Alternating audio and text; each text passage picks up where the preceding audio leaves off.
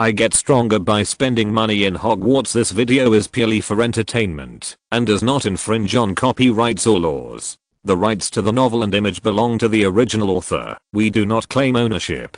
Don't like waiting and want to listen to this fanfic in full now? Subscribe to our Patreon, where you'll find the best fanfics. Chapter 76, Quidditch tryouts and defense against the dark arts. At the beginning of term, when he got closer, he realized it was a Rubik's Cube. As the two of them turned it with their fingers, the sound of the mechanism clicking could be heard. "Is this what you brought back from the Muggle world?" Joel asked as he packed his toiletries and prepared to go to the bathroom. "I brought more than this." Eddie opened the suitcase on the ground, revealing dozens of Rubik's Cubes inside. "I was going to sell them to those who have never touched the Rubik's Cube. Sell all these Rubik's Cubes, and you'll make another lot of gold galleons." Eddie didn't even raise his head. His hands moved quickly, and he restored the Rubik's Cube. It was obvious that he had practiced hard. "Now those Slytherin idiots can't stop me from making a fortune." Eddie still remembered the revenge of the Slytherin people who imitated poker cards to ruin their business in the first grade, and his tone was quite proud. "But," Joel pondered for 2 seconds, "have you forgotten that there are still many Muggle students in Hogwarts? If the business of selling Rubik's Cubes is feasible, they can let their relatives in the Muggle world buy Rubik's Cubes and send them here to sell." Joel explained to Eddie, "Unless the price you sell is much higher than the purchase price, there will definitely be people coveting your business. You can't figure out such a simple question?" Joel was a little surprised. In return, Eddie sneered, "Oh, I'm a pig? I can't think of those classmates doing this." He took out an agreement from the pile of Rubik's Cubes. "I was not idle this summer. I asked my dad to take me to the Ministry of Magic and negotiate with the Secretary of the Minister's office. CLBT Magic Course Complete Solution has helped the Ministry of Magic earn tens of thousands of gold galleons. They trust us very much now." Eddie unfolded the agreement to Joel and Alan. "I easily got their protection for such a small thing as selling Rubik's Cubes. My Rubik's Cubes in Hogwarts can obtain tax exemption and Ministry of Magic certification labels. From the outside, it looks very formal." "How much share do they want?" Joel asked. "Half." Eddie gestured. Joel laughed inwardly. The Ministry of Magic was really smart. Taking half of the cube's revenue was much more than the tax. The next morning, they received the schedule for this school year while enjoying breakfast. "Oh my god, the first class today is defense against the dark arts," Eddie shouted in disappointment the moment he saw the schedule. He looked at Quirrell, who was chatting timidly with Professor McGonagall in the teacher's seat. I can imagine how miserable his first class was. This was indeed the case. I don't know what was wrong with Quirrell today. He smelled of garlic during class, and the garlic smell filled every corner of the classroom. No one could stand this kind of biological weapon. Everyone chose to sit in the back row of the classroom away from Quirrell, watching him stammering on the stage and reading the textbook. The class was unremarkable. There was nothing to describe. All Quirrell did was a brief self-introduction and a long paragraph of rote memorization. There is a huge gap between him and Professor White. Even Alan, who is always kind and doesn't like to say bad things about others, said after class, "He doesn't seem to understand how to teach everyone knowledge." Alan's words represent the thoughts of most students at Hogwarts. Now no one thinks that Quirrell is more suitable for the position of defense against the dark arts professor than Professor White. Everyone misses Professor White's heroic figure fighting against dark magic creatures in close combat. After Sergei took leave, Joel began to make a big splash in various subjects. With his outstanding appearance and excellent magic level, plus a third-class medal of the Order of Merlin, Joel is well known among the second-year students. Of course, in terms of popularity, he is not at the same level as Harry Potter, the boy who survived a disaster. In the first week of school, Harry became the topic of conversation for every student after dinner, and even whether he ate bread with mayonnaise this morning became news. Life after school started was calm and fulfilling, but Eddie was much busier. On the one hand, he had to use his spare time to sell Rubik's Cubes, and on the other hand, he had to practice flying skills in preparation for the upcoming Quidditch House team selection. The Rubik's Cube has set off a wave of enthusiasm among Hogwarts students. Thanks to the certification and protection of the Ministry of Magic, other students knew that there was no possibility of stealing their business and took the initiative to give up the market competition. Eddie sold dozens of Rubik's Cubes in just 1 week and earned some pocket money. The Ravenclaw Quidditch House team selection was scheduled for Monday of the second week. Eddie looked listless and low-spirited early that morning. He picked up the bread slices on the table and stuffed them into his mouth, staring straight at Haley across the long table with a dull look in his eyes, and his mind was lost. Alan thoughtfully helped him spread strawberry jam on the bread slices and brought him 2 servings of bacon and sausages. Eat more, so you can have more strength for the flight later. Eddie sighed. I don't know if I can succeed. You can do it. Alan patted Eddie's shoulder to encourage him. The level of Quidditch in our college is obvious to all. You can do it. Ali Jerry. He roared in a low voice, his delicate features squeezed together, and Joel's eyebrows trembled. What? Haley didn't understand. What Ali Jerry? Joel was afraid that Alan would teach Haley a bad lesson, so he quickly interrupted Alan's intention to explain. QIU is also going to participate in the selection today. QIU, who was sitting next to Haley, had already put on a full set of protective gear.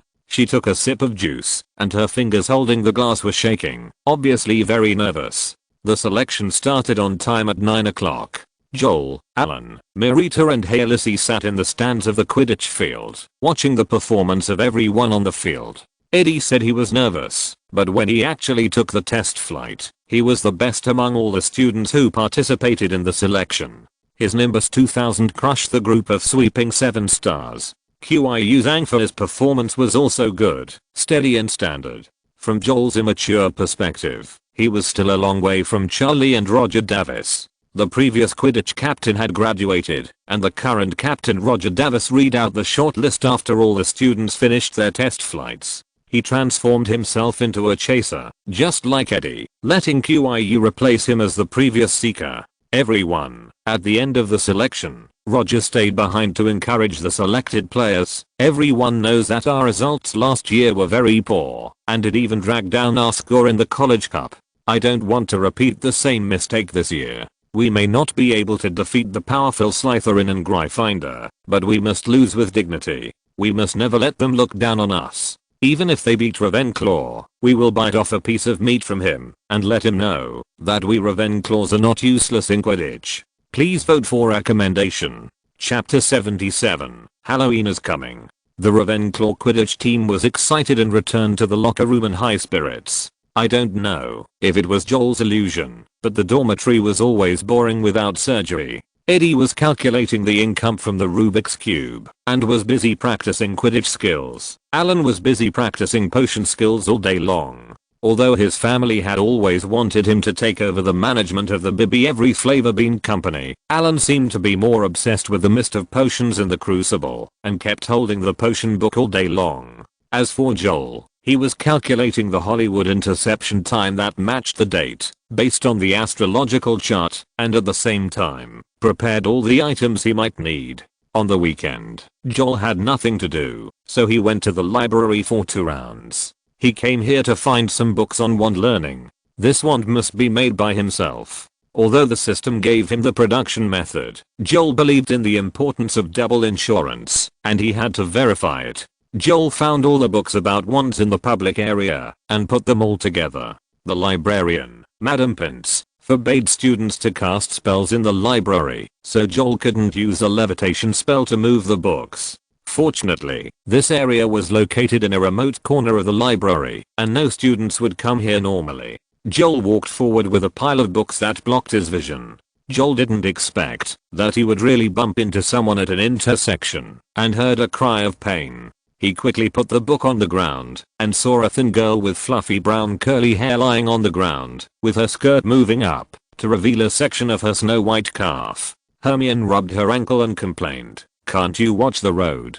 Sorry. Joel didn't expect to meet Miss Know-It-All here, but he didn't want to have a deep conversation with her. He apologized and reached out to help her up and leave. Hermione stood up by grabbing his robes and glanced at the book Joel had placed on the ground. Wand learning? Are you interested in this? She opened the first book. Joel raised his eyebrows and smoothed the wrinkled robes that Hermione had pulled, feeling that Miss Know-It-all was a bit familiar. Yes, I was curious about this on a whim, so I studied it. Joel did not ignore her, as it would make him look particularly rude. Hermione was obviously not very interested in wand learning. She responded and then stopped, holding a book Traveling with Gals in her hand, with Gilderoy Lockhart's handsome face occupying half of the cover. Joel found that this encounter was not accidental. In the next few days, as long as Joel came to the remote corner of the library after dinner, he could see Hermione sitting alone in a chair, writing furiously or concentrating on studying the book in her hand, looking very hard-working. But it also exposed another problem. Miss Know-All was not very popular in school. Her proud and knowledgeable personality made it difficult for her to find anyone to chat with her. She could only stay alone in the corner of the library every day, immersed in Lockhart's book. This man who seemed omnipotent in his autobiography naturally became Miss Know-All's spiritual support late at night. Joel did not want to have too many intersections with Hermione. He only cared about doing his own thing. If Madame Pince had not refused to lend him so many books at one time, and he had to compare various books and system methods to verify each other, he would have been reading by the fire in the warm Ravenclaw common room. A week of free time allowed Joel to complete the comparison work. Although the results proved that all his work was useless, Joel did not think so. It was still worthwhile to seek peace of mind for a week. He calculated the time to intercept the Hollywood that met the requirements, which was 8 PM on November 7th, and the time to collect the unicorn hair was on the evening of November 15th. The next Friday morning, owls flew into the hall with letters and packages as usual. Eddie opened the candy package sent by his father from the claws of an old owl and threw 2 pieces of candy to Joel and Alan. Alan peeled off the candy wrapper and stuffed the candy into his mouth, his eyes fixed on the Gryffindor table. Not only him, but many students were paying attention to Harry Potter at the Gryffindor table. He received a slender package sent by 6 long-eared owls today, which looked very familiar. Oh my god. Eddie was very familiar with the appearance of this package. Nimbus 2000? He lowered his voice. Who would buy a Nimbus 2000 for Potter? Professor McGonagall, Joel thought. Soon, the news that Harry became the seeker of the Gryffindor Quidditch team spread. This is our best chance. Eddie was so happy when he heard the news while sitting in the common room. Charlie Wheeleye graduated, plus a first-year seeker. I think Wood is crazy. Wood, the current captain of the Gryffindor Quidditch team. Is it known that the level of the Gryffindor team has declined seriously after Charlie Wheeleye and a group of old students graduated? Time flies, and Halloween is here in a blink of an eye. Sergey has not returned yet, and Joel is almost getting used to the dormitory life of the 3 of them. This morning, Joel came to the hall and found a lot of pumpkin decorations. The candles on the ceiling were replaced by huge ghost pumpkin heads, and even the dean's table was filled with many pumpkin desserts, which looked very festive. Dumbledore rarely appeared in the teacher's seat this morning. He wore a pumpkin head hat on his head and smiled and asked Snape to try it on. Snape continued to keep a paralyzed face, silently resisting Dumbledore's request. Dumbledore did not force it. He handed the pumpkin hat to Professor Flitwick. After Professor Flitwick put it on, his whole head was wrapped by the pumpkin head. 2 puzzled eyes appeared from the gap of the pumpkin head, which made Dumbledore and the students present laugh. Joel only had classes in the morning today. The combination of transfiguration and history of magic made people dizzy. During lunchtime, Haley ran over to ask him about the problem of the force relaxation spell. The 2 of them found a quiet place in the corridor on the 2nd floor to start teaching in the afternoon.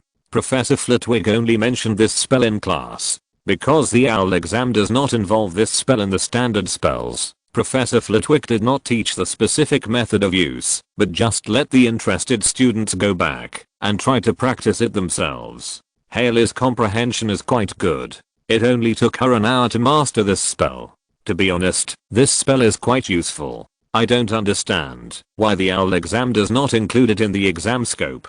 Haley waved her wand, and the gecko slid off the wall again and again under her spell. The gecko didn't understand what was going on and kept climbing, but Haley obviously didn't want it to climb to the ceiling. Suddenly, the 2 of them heard hurried footsteps coming from the corridor, running closer and farther away.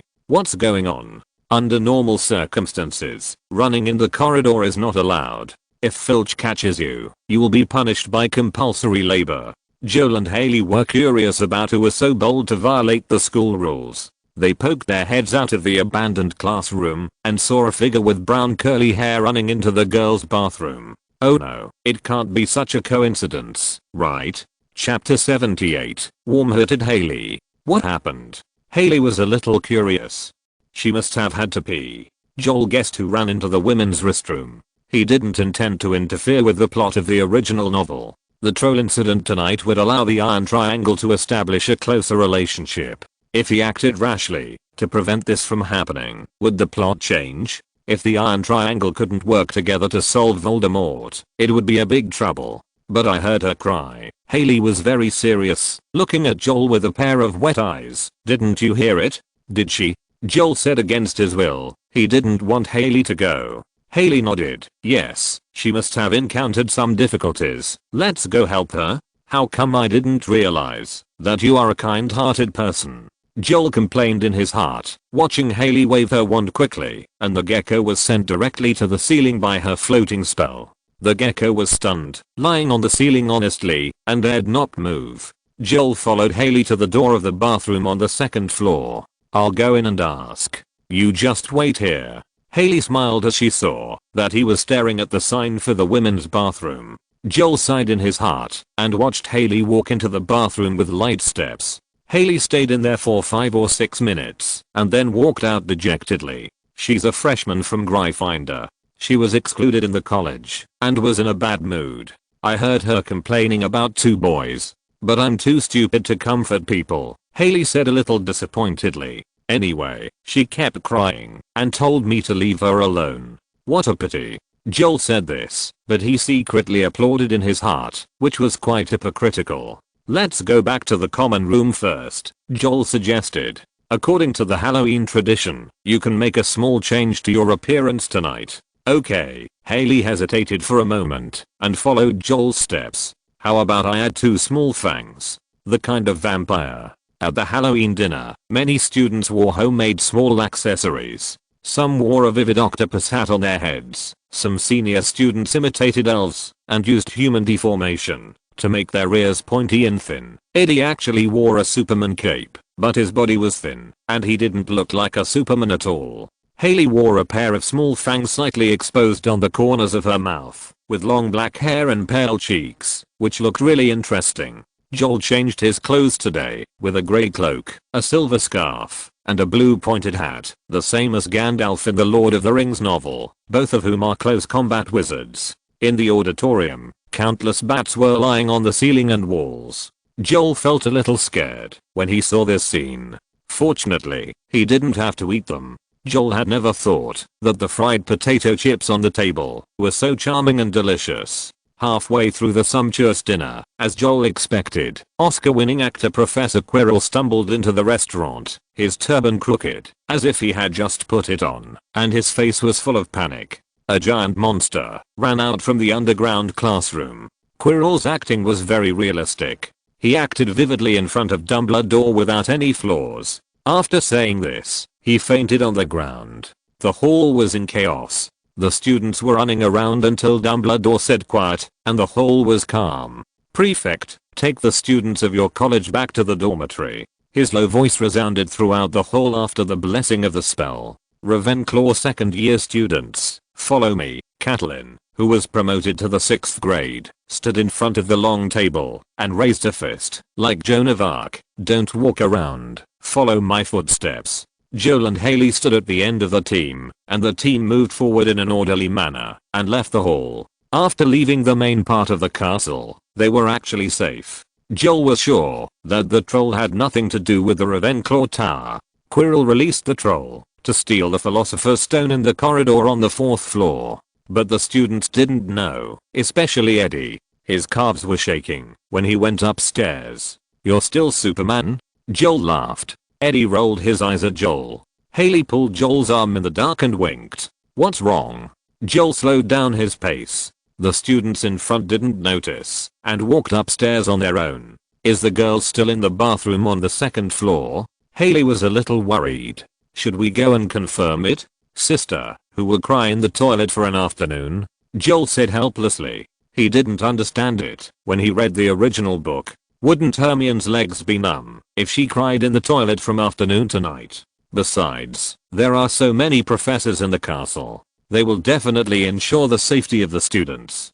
That's right. Haley thought about it and felt relieved. In the blink of an eye, it was the weekend of November, and the Quidditch season officially kicked off. Today, Ravenclaw will play against Hufflepuff, and tomorrow will be the match between Gryffindor and Slytherin, the mortal enemies. Eddie was extremely nervous when he got up early in the morning. He paced in the dormitory with his Nimbus 2000 and successfully woke up the other two roommates. Don't worry, Alan, who had not slept enough, said the truth in a daze. We don't mind if we lose, as long as we don't lose 300 points. Joel agreed with Alan's good attitude. He got out of bed and put on his robe. Today, they were going to watch Eddie's first Quidditch game during the day, and Joel was going to the Forbidden Forest to intercept Hollywood at night. That makes sense. After hearing Alan's words, Eddie's inattention was relieved a lot. No matter how bad it was, he couldn't lose 300 points, right? This year, the Ravenclaw team has a brand new lineup, and their seeker has become a beautiful girl. On the Quidditch field, the commentator, Gryffindor student Lee Jordan, carefully glanced at Professor McGonagall, who looked as cold as ice, and continued, Captain Roger Davis has transformed into a chaser. This lineup is very young. It seems that the Ravenclaw team has begun to try some new routines after last year's disastrous defeat. Madam Hooch, the professor of flying classes, served as the Quidditch referee for this game. She gathered 14 players from the two colleges to her side and reminded them to pay attention to safety and precautions. Ravenclaw and Hufflepuff have been in harmony for generations, and they do not fight or compete, even on the Quidditch field. The two captains shook hands with a smile, and at the moment, when Madam Hooch blew the silver whistle in her mouth, 15 people kicked off the ground and flew into the sky at the same time. With the cheers of the students on the scene, the game officially began. Chapter 79, Cutting Branches. The Ravenclaw team won the first ball. Davis passed the ball to Carmichael. This new chaser seemed unfamiliar with the field. He stopped to watch and wanted to get familiar with the field again. Lee Jordan's words caused laughter in the Hufflepuff camp. The Ravenclaws shouted in dissatisfaction. Catelyn waved her wand and wanted to give the commentator a hard time, but she had to give up because of Professor McGonagall.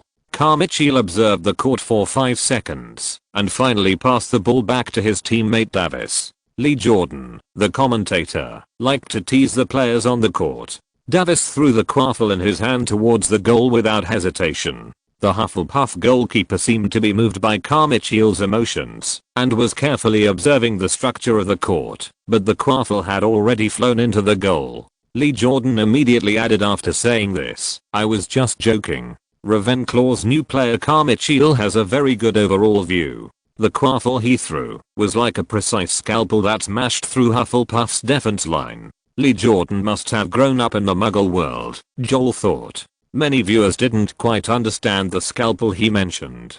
Professor McGonagall had a gloomy face and didn't move her lips when she spoke. Mr. Jordan, if you continue to say some Muggle words that many students don't understand, there will be no place for you on the commentary platform for the next game.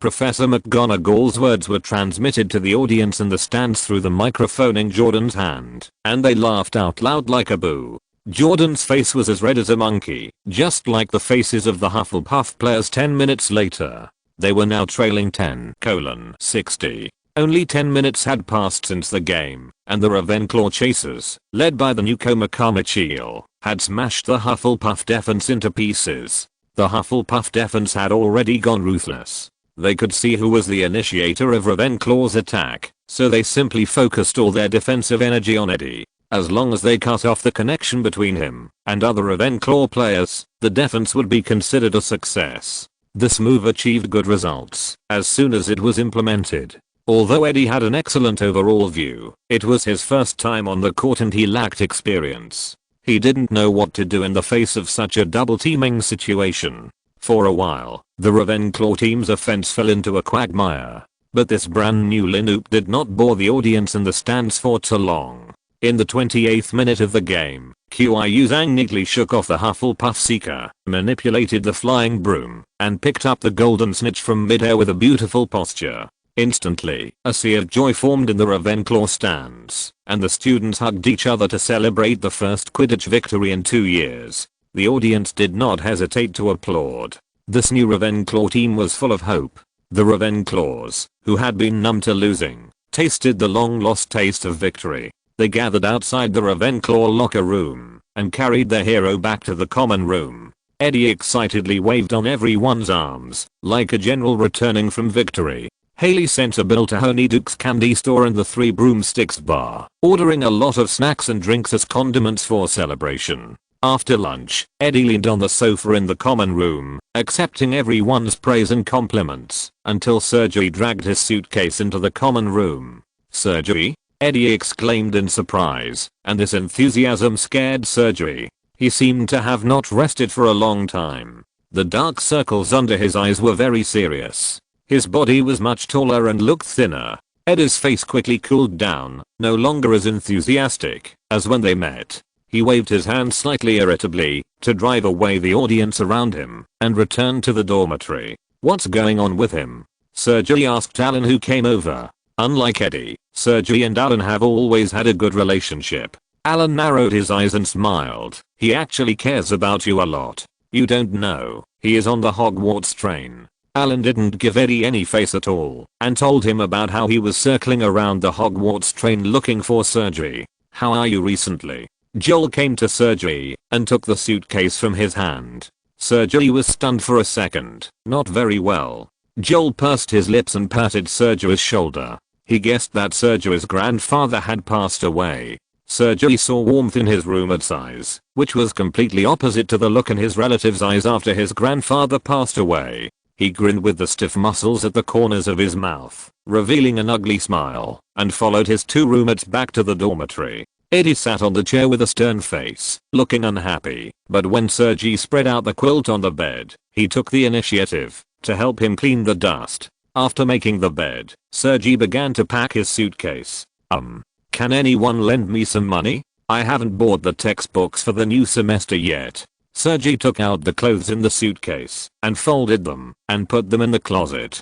"Don't you have?" Eddie spoke quickly. He wanted to say that the dividends from CLBT were quite a lot every month, so how could Sergei not have money to buy textbooks? Joel reached out and pulled him to stop him from continuing. "I have some here." He took out a handful of gold coins from his robe pocket and handed them to Sergei. 23 galleons. I will pay you back when I get the dividends next month." Sergei took the gold coins and counted the amount. After packing up their personal belongings, the four people in the dormitory finally made time to sit on the chairs and talk about what they had shared during this period. Although Sergei did not speak during the whole process, the other three felt that this was what a dormitory should look like, and a different kind of warmth flowed quietly in the hearts of the four people. Joel saw that the night had completely fallen, and the moon was gradually rising. He glanced at the time and knew that it was time to set off. "Where are you going?" Eddie saw him carrying a heavy bag on his back and walking out the door. "I have something to deal with," Joel prevaricated. "I'll be back in a while." After that, he pushed open the dormitory door and walked out. After leaving the common room, Joel tapped his head, cast an illusion spell on himself, and then ran to the forbidden forest under the cover of the vast night. He followed his memory and found the tree he had marked before on the outskirts of the forbidden forest. The sky blue scarf was still hanging on the branch. The branch that Joel liked was located on the upper part of the trunk. The height of the holly were determined that Joel could not reach it by tiptoeing. Joel picked up a leaf on the ground and tapped it with his wand. The leaf gradually turned into a ladder in his hand. Putting the ladder on the tree trunk, Joel climbed up quietly and successfully reached the branch he liked. He took out a folding knife from his backpack and prepared to work. Chapter 80, Holly. Joel took out a measuring tape to measure the size and used a folding knife to cut off the holly branches bit by bit as lightly as possible. The leaves on the surrounding trees were gently blown by the evening breeze, making a rustling sound, and the bright moonlight shone through the leaves. It was a full moon, shining on Joel's side face with a bit of chilliness. The moonlight poured on the holly branches, which looked round and free. This was the holly wood that met the requirements. Joel panicked for no reason and glanced at the dark corner of the forbidden forest. He always felt that this place was a bit weird, not as calm as when he saw it from outside during the day, and he couldn't help but speed up his movements. This folding knife exchanged from the system mall was quite sharp, and the holly branch quickly broke away from the embrace of the big tree and fell into Joel's palm. This is the simplest step in the process of making a magic wand.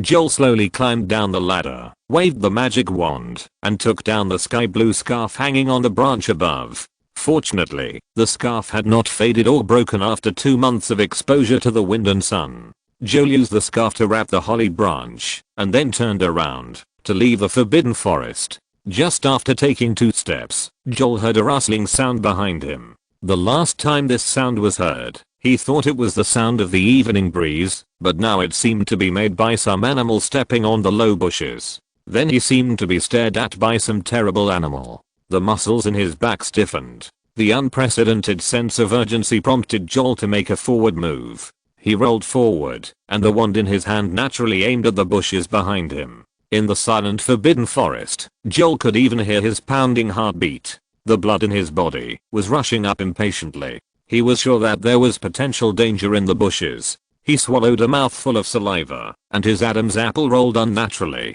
The bushes 5 meters away from him began to rustle again. Joel was really scared now. He had read the original book and only knew that there were giant spiders and centaurs in the forbidden forest, and he knew nothing else. Sometimes the unknown is the greatest fear. He quickly cast an illusion spell on his head, stuffed the holly branch into the pocket of his robe, and ran out of the forbidden forest. Avoiding the shadowy branches above his head, the moonlight completely sprinkled on his body. Away from those woods that looked like ghosts and monsters, Joel felt that his body was no longer as stiff as before. He ran to the brightly lit castle and ran up the spiral staircase of the Ravenclaw Tower. The eagle-shaped door knocker did not embarrass him this time.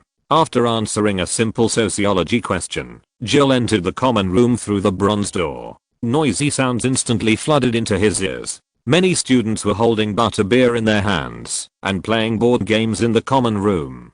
"Joel, where have you been?" Haley's handed him an unopened bottle of butterbeer with a smile on her face. "I went to the library." Joel tugged at the straps of his backpack. "I forgot to return some books, but when I got to the library, Madam Pince closed the door." "That's very Madam Pince." Haley nodded sympathetically. It seemed that she didn't get any good things from Madam Pince. Joel opened the butterbeer and took a sip. The mixture of cream and soda was just the right sweetness. Haley followed him to the dormitory area. She seemed to have something else to say, but seeing that Joel was not in a good mental state, she hesitated for a moment and finally didn't say it. After saying goodbye to Joel, she watched him disappear up the stairs, feeling lost. The other 3 roommates should be in the common room. Joel took out the holly branch wrapped in a sky blue scarf, opened the dormitory window, and saw the moonlight pouring on the ground through the thin clouds. He placed the holly branch on the edge of the window, and then used the sky blue scarf to connect the branch to the window, to prevent it from falling and being smashed to pieces. The next morning, Joel, who had not slept well the previous night, struggled to get up from the bed. His 3 roommates were still lying in bed, probably because they played too late yesterday. Anyway, today was Sunday and they didn't have to go to school. The first thing Joel did when he got out of bed was to check his holly branches. He slightly opened the curtains, and a ray of morning sunlight shone through the glass window onto the carpet of the dormitory. The 3 roommates frowned at the same time, then turned over to face the sunlight, and huddled themselves in a dark corner. Joel opened the window, and the biting cold wind rushed into the room with some morning moisture. He saw that the wand tied to the edge of the table with a thin sky blue scarf was covered with dew. He quickly picked up the wand, and put it on the desk away from the sun, to wait for it to dry.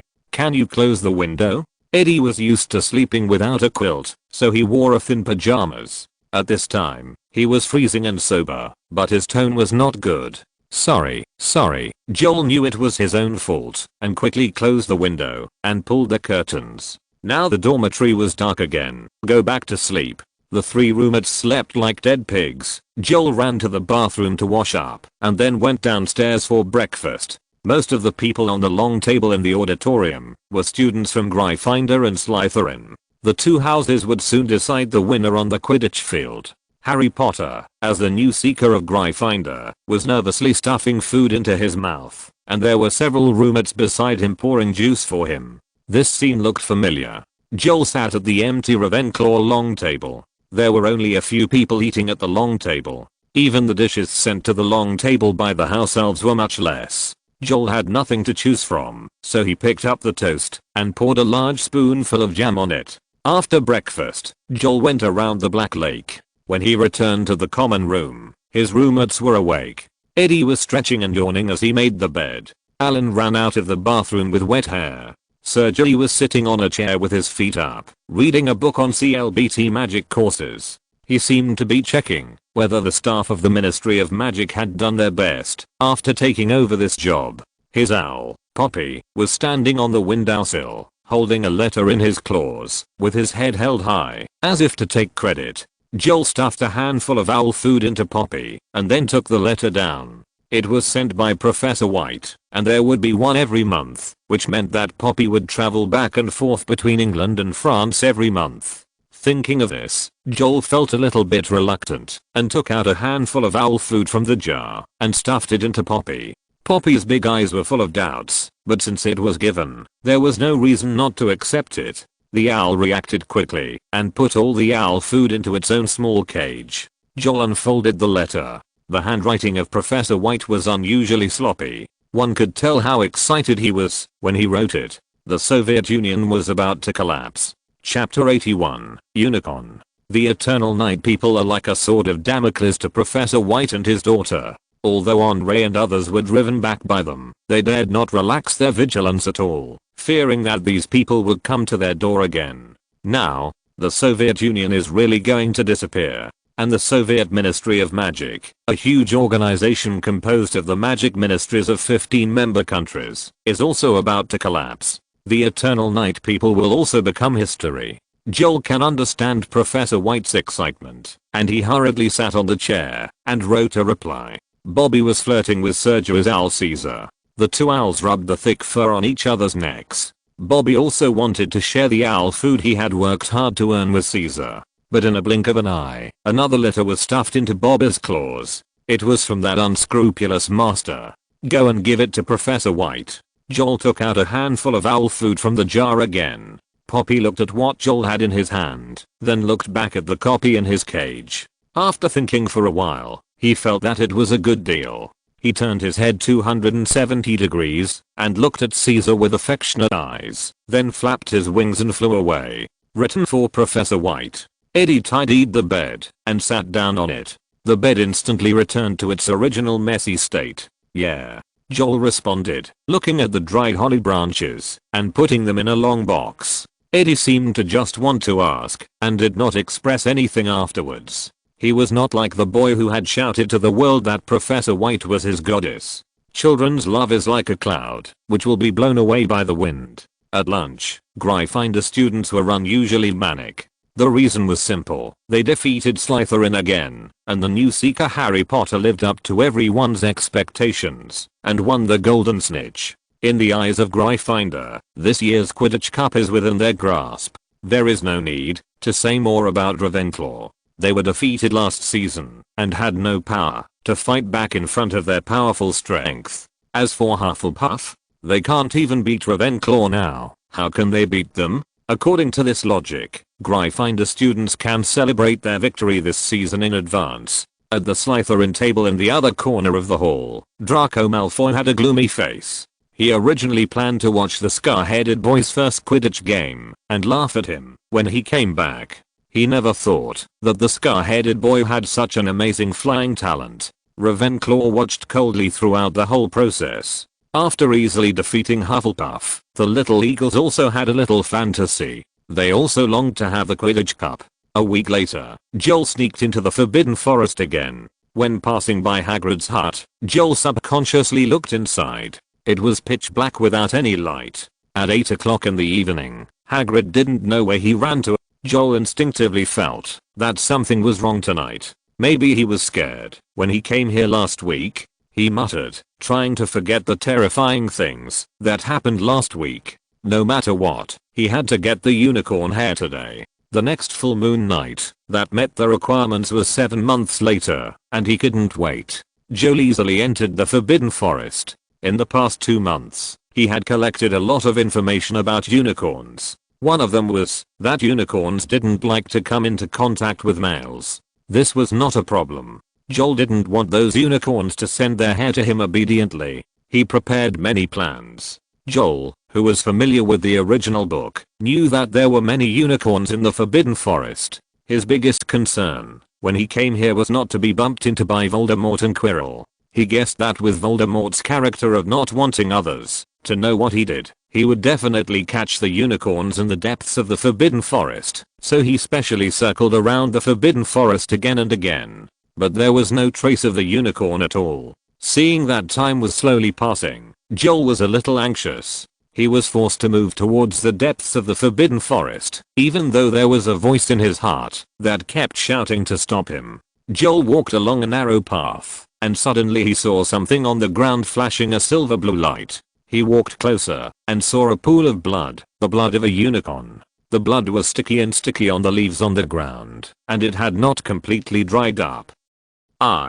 Joel almost blurted out 1,000 curse words in his heart. He could think of who was the culprit of this pool of unicorn blood, but he didn't expect that he would be so unlucky that he would run into the noseless old man just 2 steps into the Forbidden Forest. Joel suppressed his pounding heartbeat and thought of a wonderful way. You can't get a tiger cub without risking it. He took out the refreshing potion from the system inventory and poured all the liquid in the small blue bottle into his mouth. 1 bottle of refreshing and refreshing, 2 bottles of never tired. It seemed that some messy things had been mixed in.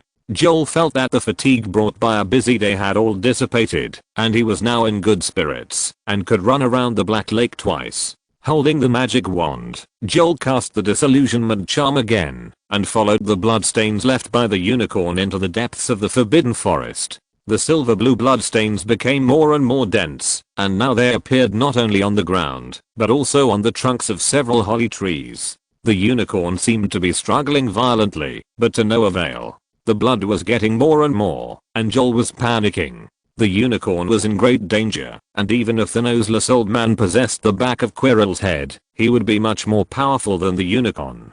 After walking in the Forbidden Forest for half an hour, he finally saw the body of the unicorn. It lay on its side on the ground, with dead leaves and mud covering its holy and beautiful body. The long and soft snow-white mane contrasted with the dark ground like a pearl lost in the mud.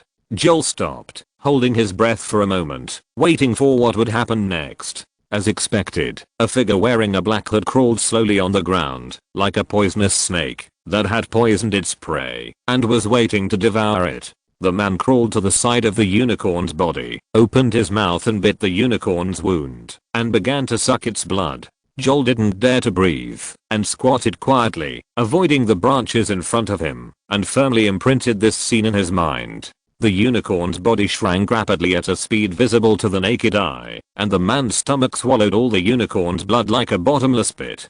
Joel hoped that the noseless old man would quickly suck the unicorn's body dry and leave, so that he could take the opportunity to pick up the unicorn's hair. Suddenly, he felt his back tighten, as if there was an animal behind him observing him. This feeling was very familiar to Joel, and it was not the first time he encountered it. He felt that his body, which was covered with the disillusionment charm, had nowhere to hide in the eyes of the animal. The noseless old man Voldemort finally sucked the last drop of blood from the unicorn, turned around and crawled away, and his body disappeared in the tall and dense trees of the Forbidden Forest. Joel did not move. He knew that someone had also set his sights on the unicorn corpse. As expected, he was the weakest party and had no right to distribute the unicorn corpse full of treasures. He could only wait. Please vote for recommendation. If you're listening to this novel on a channel other than Fanfic World, it means they downloaded and uploaded it without effort. We cordially invite you to visit our channel, Mundo Fanfic Novelos. There you'll find the original version of this story and you can explore many other novels of various genres. We're waiting for you to immerse yourself in a world of incredible novels. Chapter 82, Heterochromatic Eyes. A sturdy figure jumped out from beside Joel, with a perfect streamlined figure, dark stripes and yellow skin, and a pair of heterochromatic pupils that emitted a fascinating light in the darkness. Joel pinched his thigh hard. This was actually a tiger. Its size was much larger than the sickly tiger he had seen in the zoo in his previous life. The power contained in its body was far beyond the reach of ordinary wizards. The tiger ran out at an unimaginable speed, with only a residual image flashing out. The evening breeze was like a sharp blade, scratching Joel's cheek painfully. The tiger pounced on the unicorn's corpse, looked around, looked at the surrounding animals that also coveted the unicorn's corpse, and raised its head and roared. The roar was like thunder that shocked the mountains and forests, carrying the threat and warning of the creatures at the top of the food chain. Those animals reluctantly retreated to their nests. They did not dare to compete with this powerful king of the forest for food. The cold sweat that had just appeared on Joel's back was blown by the late autumn evening breeze, and he got goosebumps. He dared not move. It was normal for animals in the Muggle forest to be afraid of tigers, but the magical creatures in the Forbidden Forest were also afraid of this tiger, which made Joel alert. He didn't want to provoke this tiger, and planned to take action after the tiger finished eating the unicorn's meat and left, because tigers don't eat unicorn's fur anyway. But the tiger's action made him panic. He grabbed the unicorn's skin with his mouth, and dragged it to the densely wooded area, as if he wanted to take the unicorn's body back to his cave. This is not a good thing for the Mountain King. Joel looked at his body. The disillusionment charm perfectly covered his body. He consumed the magic power in his body and cast another disillusionment charm on himself. Joel crouched and followed the tiger forward. Deep in the Forbidden Forest, tall trees blocked the sky and blocked the bright moonlight outside. In the dark forest, Joel walked carefully. He dared not make any noise, fearing that he would attract the attention of the tiger 10 meters in front of him. One footprint after another stepped on the rotten leaves covered with thick dust, and walked forward step by step, until he reached the cave outside a small hill. The cave was very hidden, and the cave entrance, which was less than 2 meters high, was covered with dead branches and leaves. The tiger held the corpse in its mouth, and looked around carefully. Even behind it, Joel could feel the shining eyes of different colors passing through him at night, and the familiar stiffness surged up again. Joel was relieved when he saw that the tiger did not move. It could not see through the illusion spell. This stiffness must be caused by Joel's inner fear. The tiger did not find anything strange, and entered the cave with the unicorn corpse in its mouth. Joel hurriedly followed behind. The cave was very humid, and Joel felt that water droplets could seep out of the cave ceiling. The cave was full of white bones, which made Joel tremble. The tiger put the unicorn's body on a slightly flat rock, then wandered around in the cave, growling. 2 slightly immature roars echoed in the cave, and a little tiger about the size of a dog jumped out from the depths of the cave and rubbed against the big tiger. Joel didn't care about the intimate interaction between the tiger and his son. He took 2 steps towards the unicorn's body, while the tiger was not paying attention. The little tiger seemed to sense something, and raised his head with a swish. His heterochromatic eyes shone in the dark, and he grinned at Joel. His palm-sized face was tightly wrinkled, and a pair of tiger teeth were exposed. Joel stopped in a hurry, but the big tiger had noticed that something was wrong with his child. He looked in the direction of the child, but there was nothing. The unicorn's body was still lying quietly on the stone. The tiger's low roar was like the motor of a sports car, and every vibration seemed to knock on Joel's heart.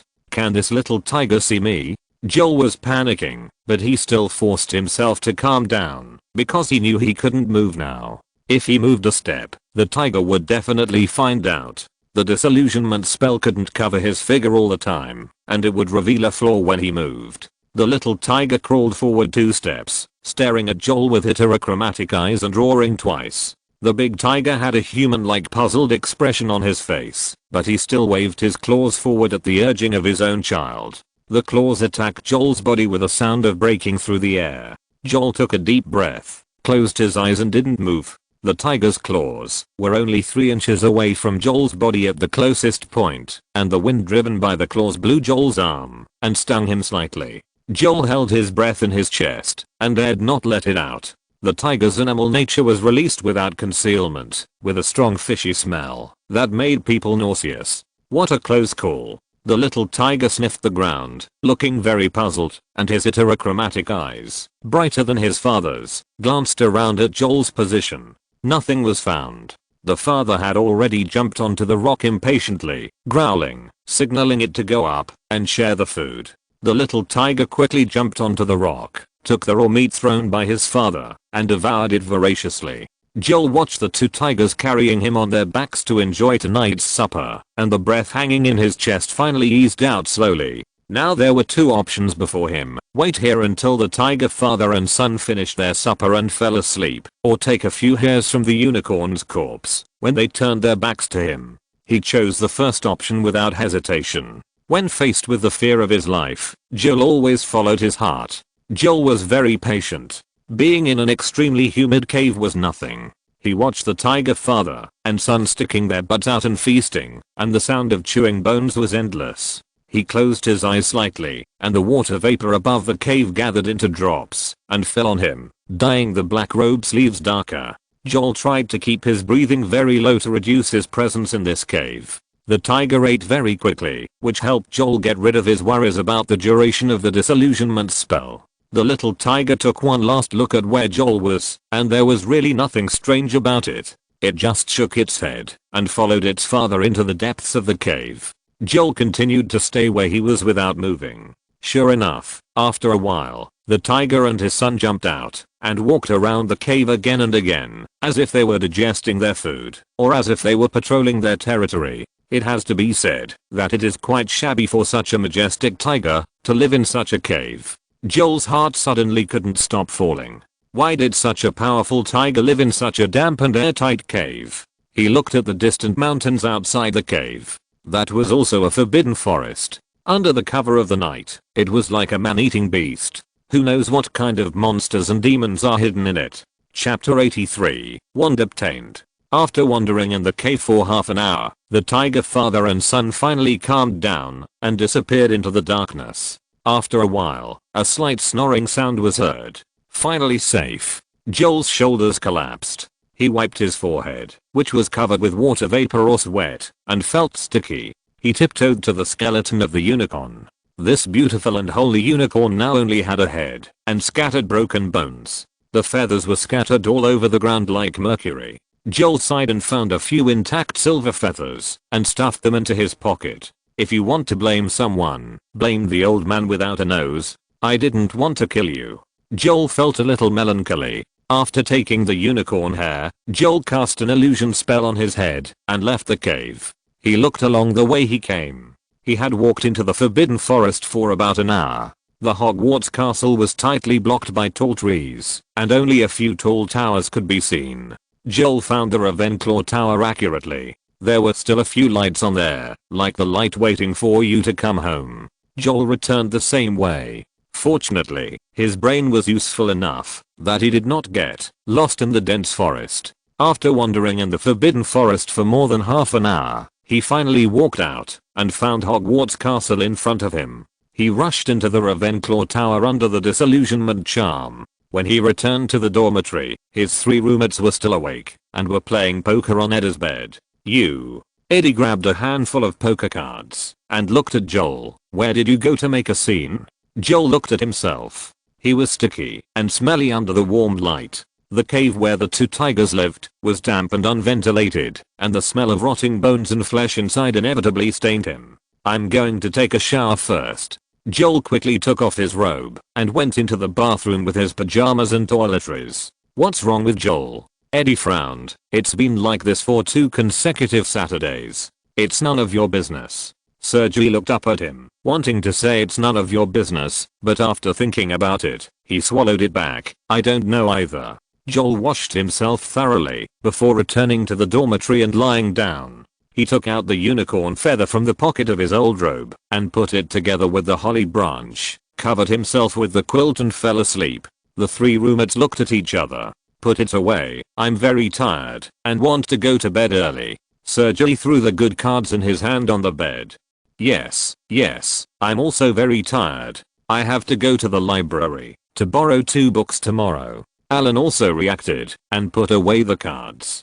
Tomorrow is Sunday. Are you sure you want to go to the library early in the morning? Eddie looked at Alan with doubt. Among the 4 people in the dormitory, Alan was the only one who loved to sleep in. It was okay if he had early classes on weekdays, but he would not get up before noon on weekends. The only time he got up was to cheer Eddie for his first Quidditch game. When Joel woke up the next morning, he felt sore and weak all over, as if he had just finished the physical examination yesterday. Rubbing his neck and twisting his waist, Joel endured the pain and got out of bed. Sergio's quilt had been folded, and he didn't know where he had gone. Alan and Eddie were still lying in bed. He opened the box, and there were 3 unicorn hairs and a holly branch.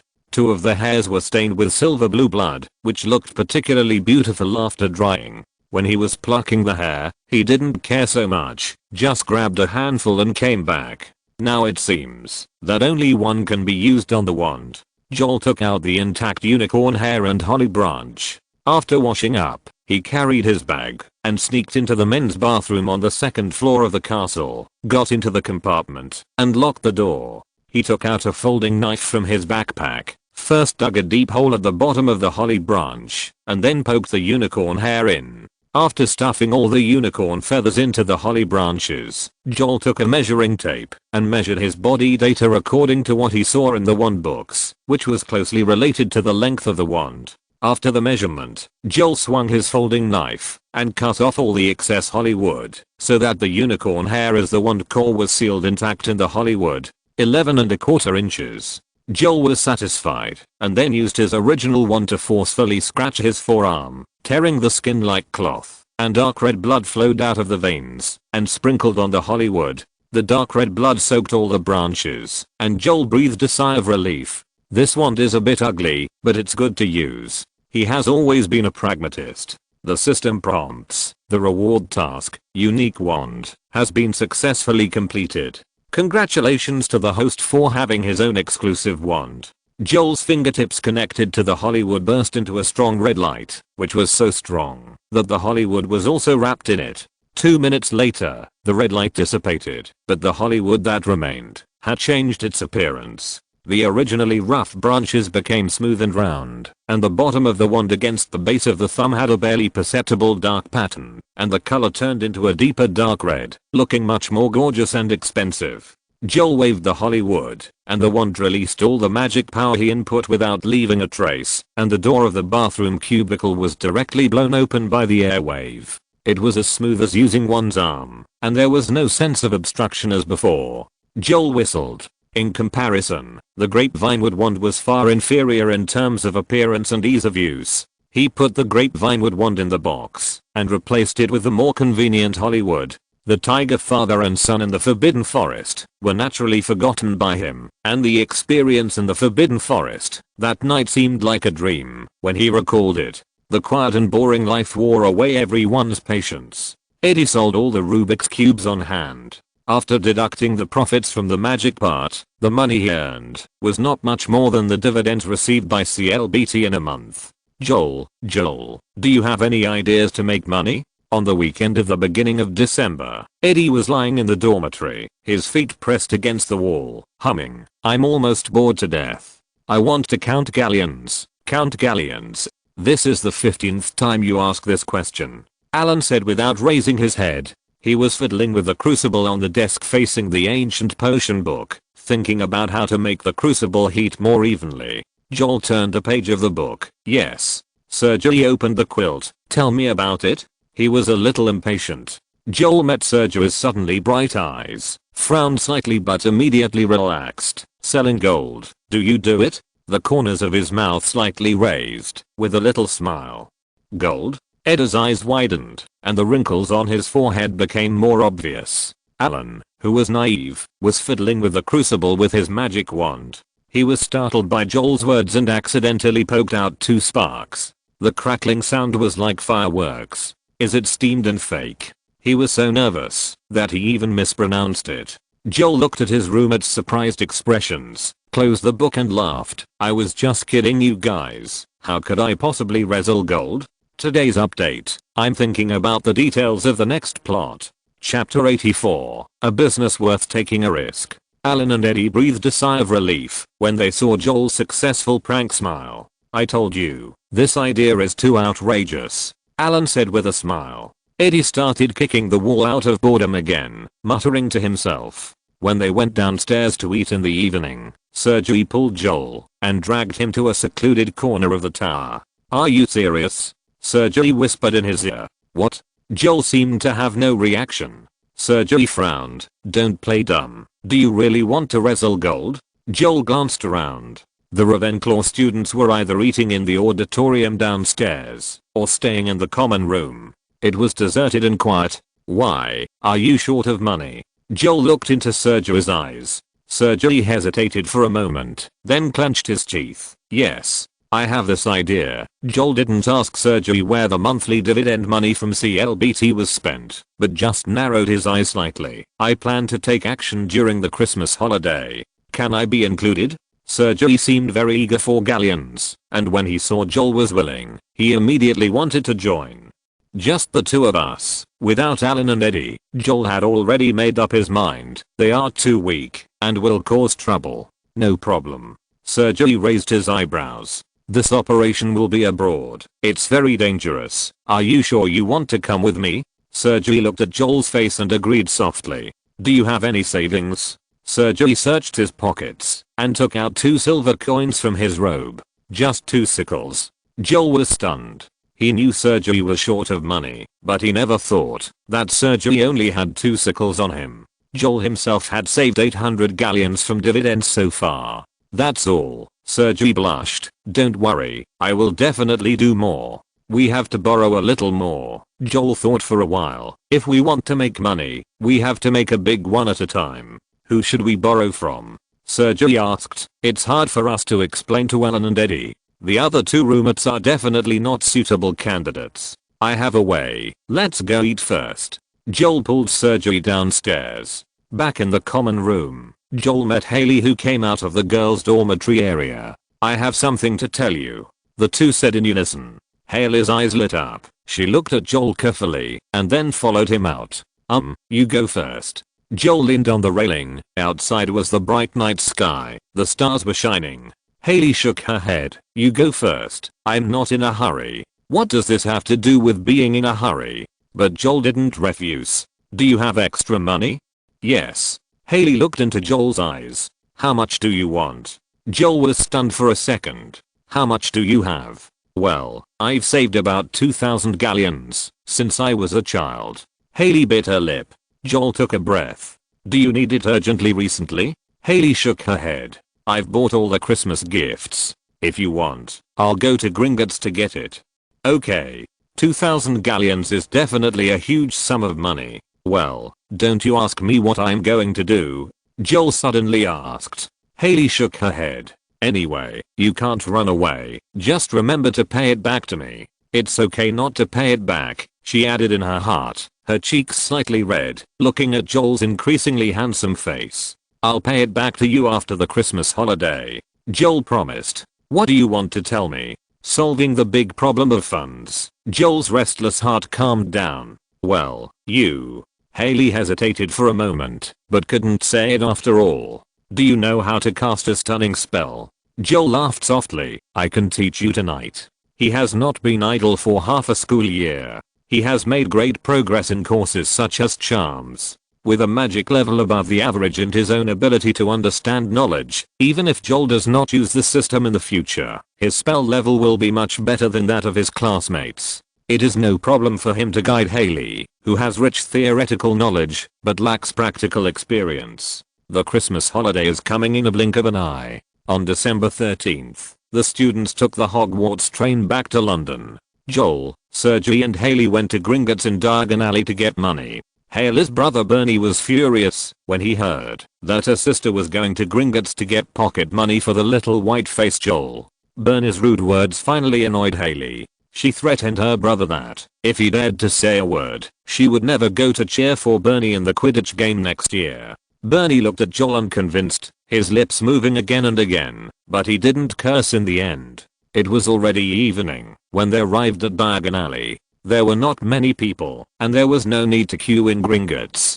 Haley took the key and followed the goblin to the underground vault to get a big bag of gold coins. "Here, this is all my pocket money." Haley swallowed the words "remember to return it to me" into her stomach. She hoped that Joel would not return the money. The bag of gold coins was very heavy and she had to ask the pointy-eared goblin to pass the bag to Joel. Haley knew that Joel and Sergei had important things to do. "I won't bother you. Merry Christmas." After receiving Joel's Christmas blessings, Haley hugged Bernie, who was under a gag order, and skipped towards the leaky cauldron. "She trusts you so much." Sergei watched Haley's back disappear into Diagon Alley. "Don't talk about this. We still have a lot of things to do." Joel lifted the bag hard and put it on the counter of Gringotts, making a muffled sound. "Can you exchange US dollars here?"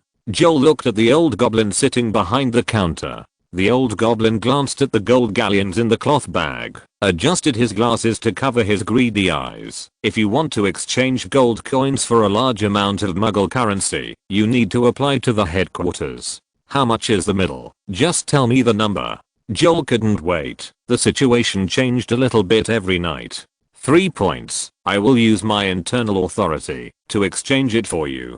The old goblin leaned on the counter and whispered, "Deal."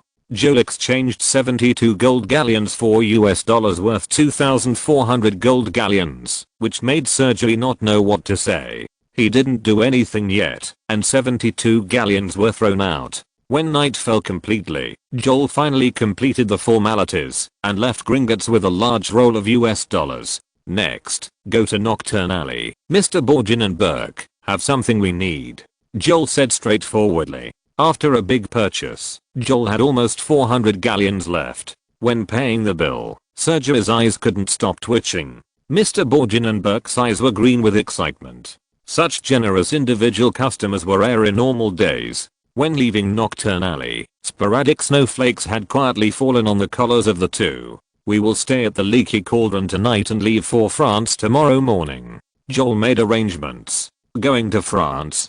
Sergei followed Joel into the Leaky Cauldron with suspicion.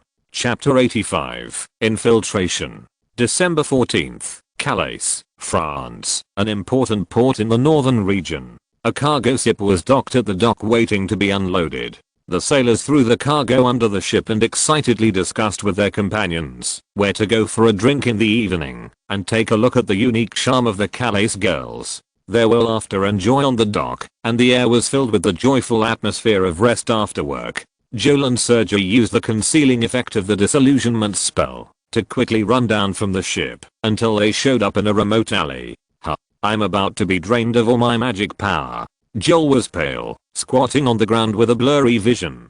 Although the surrounding ditches exuded a rotten smell, Joel didn't mind breathing heavily. "Joel, this is too risky." Sergei's situation was slightly better than Joel's. He could barely stand by holding onto the wall. A whole day of disillusionment. "After this deal, you won't have to worry about your life for this life." Joel glanced at him and felt a tearing sensation in his brain. "We can rest tonight, and we have to speed up the journey tomorrow. Where are we going?" Sergei, who hadn't asked this question all day, finally couldn't help it. "The Soviet Union. The northernmost alliance?" Sergei hesitated for 2 seconds. "Are we going that far?" "Not far. Look to the northeast," Joel pointed out to Sergei. "Through Germany and Poland, 700 miles away is the territory of the Soviet Union." 700 miles. Sergei took a breath of damp and cold air. Okay. Thinking of the bags of gold galleons, Sergei compromised. "You can speak Russian, right?" Joel stood up and suddenly looked at Sergei. "Your name sounds like it comes from the Soviet Union." Sergei was stunned for a second. "Well, my mother is from the Soviet Union, but I have never been to the Soviet Union. I can speak Russian, but I'm not very fluent." "It's okay as long as you can speak it." On December 15th, Joel and Sergei entered the Polish territory through Berlin. The Berlin Wall had just been demolished in the middle of last year, and they entered Eastern Europe unimpeded with the help of the disillusionment spell. On December 18th, the two rushed to Ukraine without stopping. In view of the fact that Ukraine had declared independence in August this year, strictly speaking, this place does not belong to the Soviet territory now. Winter has arrived, and Ukrainians are still singing and dancing on the streets, with joy written on their faces. They were badly cheated by the Soviet government in the Chernobyl incident. Since then, Ukrainians have been hoping that the Soviet Union will die quickly. The more painful the Soviet Union is, the happier they are.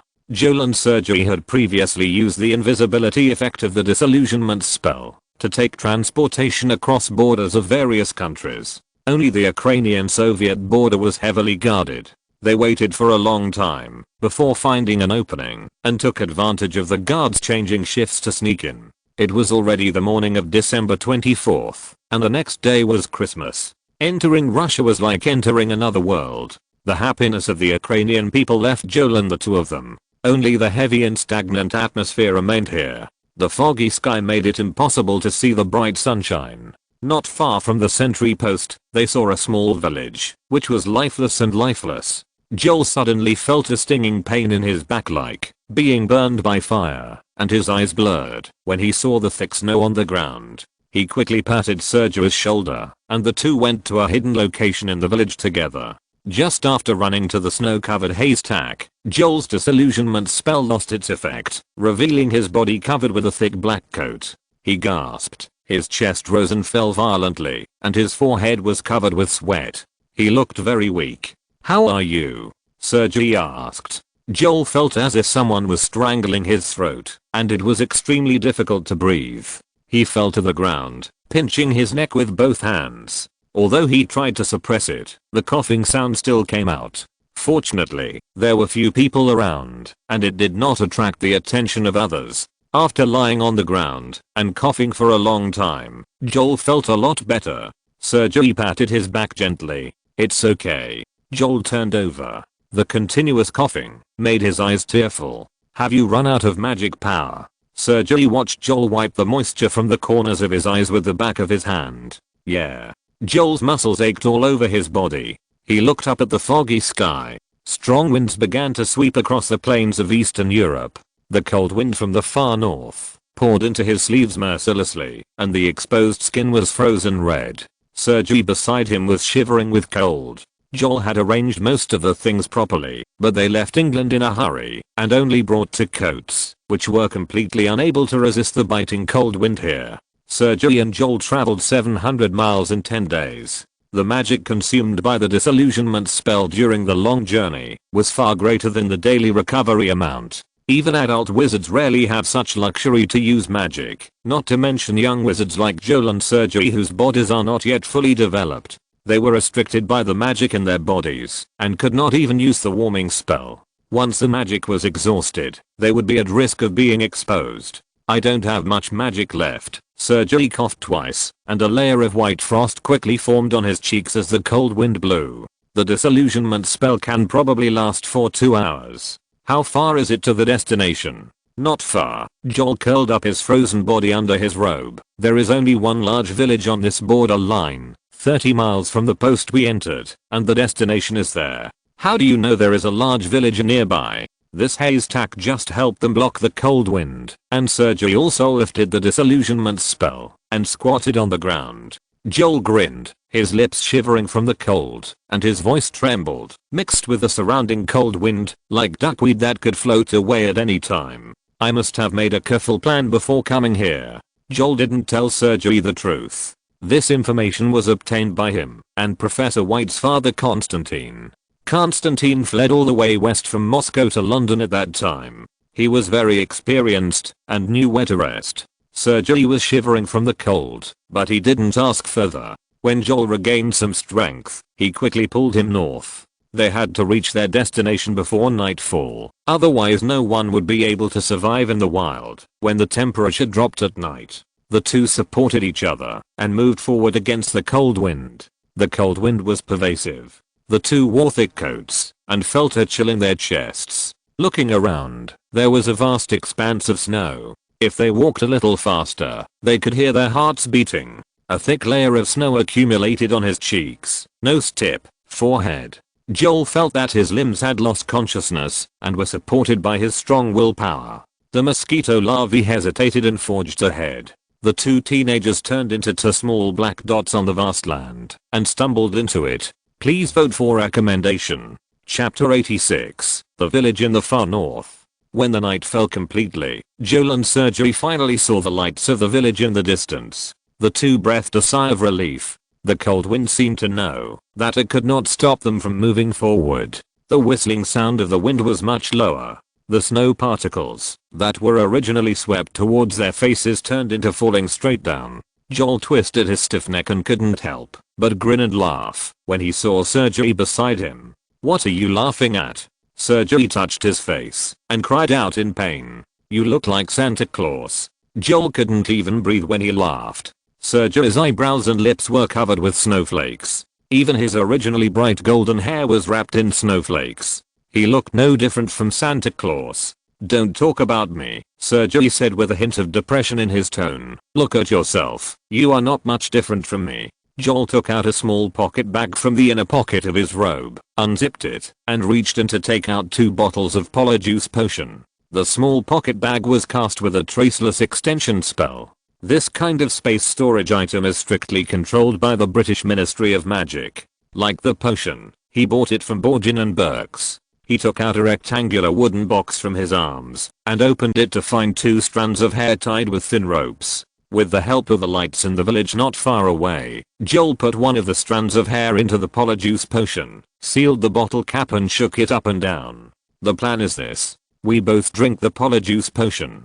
I pretend to be a businessman looking to buy gold, and you pretend to be a British translator who can speak Russian," Joel explained to Sergey. "The current international gold price is $360 per ounce, and our negotiation base price is $200 per ounce. We have a total of $21,000 on hand, enough to buy 105 ounces of gold. After getting the gold, we will flee the Soviet Union depending on the situation." "How do you know that people in this village sell gold?" Sergey was a little suspicious after all. He took the Polyjuice potion handed over by Joel. The magic potion had turned dark brown and was bubbling. It looked similar to Coke. Joel just smiled and didn't answer. When the Soviet Union collapsed in the previous life, officials of the Soviet government were afraid that they would not be able to make money if the government changed, so they desperately sold gold and arms abroad. Many villages near the border had special people responsible for transporting gold abroad. "I have another question." Sergey glanced at Joel. "You can ask whatever you want." Joel took out the holly wand from his pocket, "but I don't necessarily answer. If we buy it at the price you said, our profit will only be $16,800 Sergey's mind was still working fast in the snow. "It's not enough to live a life of ease and comfort for the rest of your life." The Polyjuice potion and the bag with the traceless extension spell cost a total of 380 galleons, which is $3,572 at the exchange rate of £1 to $1.88. "You are right." Joel exhaled a breath of hot air, and the water vapor contained in his body condensed into water droplets in the air. "But I didn't say that we came all the way here just to be middlemen and make a profit." Sergey raised his eyebrows. "There are hundreds of residents in this village, and every household has candles lit. The bright light seems particularly warm on the desolate and lonely plain." 2 middle-aged men stepped into the village one after the other, making a creaking sound on the thick snow. The snow had just stopped, and many villagers were walking out of their rooms with cleaning tools to clean the floating snow on the ground. Otherwise, with the local temperature, the snow would all freeze into ice tomorrow morning, causing considerable trouble for travel. The villagers were very sensitive to strangers in the village. When they saw 2 middle-aged men walking into the village, their eyes became more alert. They clenched their shovels in their hands, pretending to be casual, and burying their heads in sweeping the snow, but their bodies surrounded the 2 uninvited guests at the same time. This intention was not hidden, and the 2 middle-aged men reacted immediately, and they both reached for the wands in their trouser pockets at the same time. "We are British people who come to buy gold. Take me to see the seller," Sergey, disguised as a middle-aged man, said. He was quite proficient in Russian, but there was a British accent, which didn't sound so authentic, but it was very consistent with his character as a Russian translator. Joel plays the role of a Byron merchant, whose prototype is Borgin and Burke. When Joel bought the Polyjuice potion in Nocturne Alley, he picked up the owner's hair from the counter. At that time, Mr. Borginenberg scratched his head slightly excitedly after hearing their needs, and a small tuft of hair fell from his hairless head. Joel stole a strand, while the owner took the polyjuice potion. The villagers looked at each other meaningfully, and a villager behind Joel suddenly raised the shovel in his hand and attacked. Joel raised the corner of his mouth slightly when he heard the sound of air tearing, and quickly turned his body, his black robe flying, and he pulled out the hammer of repentance from his pocket bag at an extremely hidden angle. Without swinging hard, Joel just held the hammer upright in front of him, letting the heavy hammer and the shovel collide with each other in the air. The shovel was no match for the purple equipment hammer of repentance. It broke into pieces of iron, and passed through the air and finally embedded in the snow. The hammer of repentance was still powerful and hit the attacker's arm. He lay on the ground, holding his broken arm and wailing. The attack failed, and he was wounded in return. The air was filled with embarrassment. The villagers stood there at a loss. "Can you take us to the cellar now?" Sergei glanced at the hammer of confession in Joel's hand, and his tone became more severe and cold. The villagers looked at the two with a bit of fear, and they stepped forward to show Joel the way. Vasily Ivanovich is in the tallest house in the center of the village. You can see it at a glance. Go by yourself. The villagers said no more. They picked up the tools in their hands to clean the snow on the ground. The previous attack was as if it had never happened. Sergei looked at Joel, obviously asking for his opinion. Joel put the hammer into his pocket bag, put his hands in his pockets to keep warm, and walked forward step by step. Sergei followed behind him, and the two headed towards the center of the village. The villagers quickly put down their tools and helped their companions lying on the ground. "You are too impulsive. There are only two of them who come to buy gold. They must have a lot of money. Wouldn't it be rich if they robbed some? Didn't you see the hammer in his hand? He is definitely not a good person." The villagers were talking at once. Joel and Sergei on the other side had already arrived at the center of the village. In front of them was a two-story building with a garden, but it was overgrown with weeds and obviously not well taken care of. There were two strong men standing at the door. When they saw Joel and Sergei approaching, they immediately stepped forward to question them. "We are here to buy gold," Sergei whispered in the ear of the strong man. "Is your boss here?" The two strong men looked at each other, leaving one to watch them, and the other enter the house to report. After a while, the strong man ran back. "People can come in, but they have to search you." After hearing what the strong man said, Sergei translated it to Joel. "No problem." Joel raised his hands. "Please vote for recommendation." Chapter 87. Deal done. On the way here, Joel and Sergei had already put their wants into a small pocket bag, and they were not afraid of the strong man's search. "These are all US dollars. There is no need to check, right?" Joel put out the 2 bundles of US dollars that he had prepared long ago. "What's in this bag?" The strong man stared at the black pocket bag he searched from Joel. They seemed to want to set up a card on this bag to deliberately embarrass Joel. Some scattered US dollars and British pounds. Joel glanced at the two people and opened the bag in front of them. There were coins and small denomination bills inside. The trick of the traceless stretching spell was inside the bag, and only wizards could open it. Joel's technique was very fast. He pulled out a few small denomination bills from the bag and stuffed the money into their hands while getting close to the strong man. "Buy some wine for the brothers." Sergei lowered his voice. The two strong men's faces quickly changed from gloomy to sunny, and they clenched the bills in their hands. Now the universal currency ruble has plummeted, changing its price every day. Today, 10 rubles can buy a pound of beef, but 5 days later, 10 rubles can only buy a few meat floss breads. The ruble is obviously unable to maintain market price stability. The US dollar is more valuable in the eyes of many Soviet people. The strong man who received the money did not stop the two of them. Joel took Sergei and successfully entered the second floor building. As soon as he entered the house, the warm feeling dispelled all the chillness in Joel's body. The vigorous fire crackled in the fireplace, and his feet felt like stepping on the embroidered carpet in the snow. A group of people were gathered in the living room to discuss something. As soon as the outsider entered, they immediately shut up.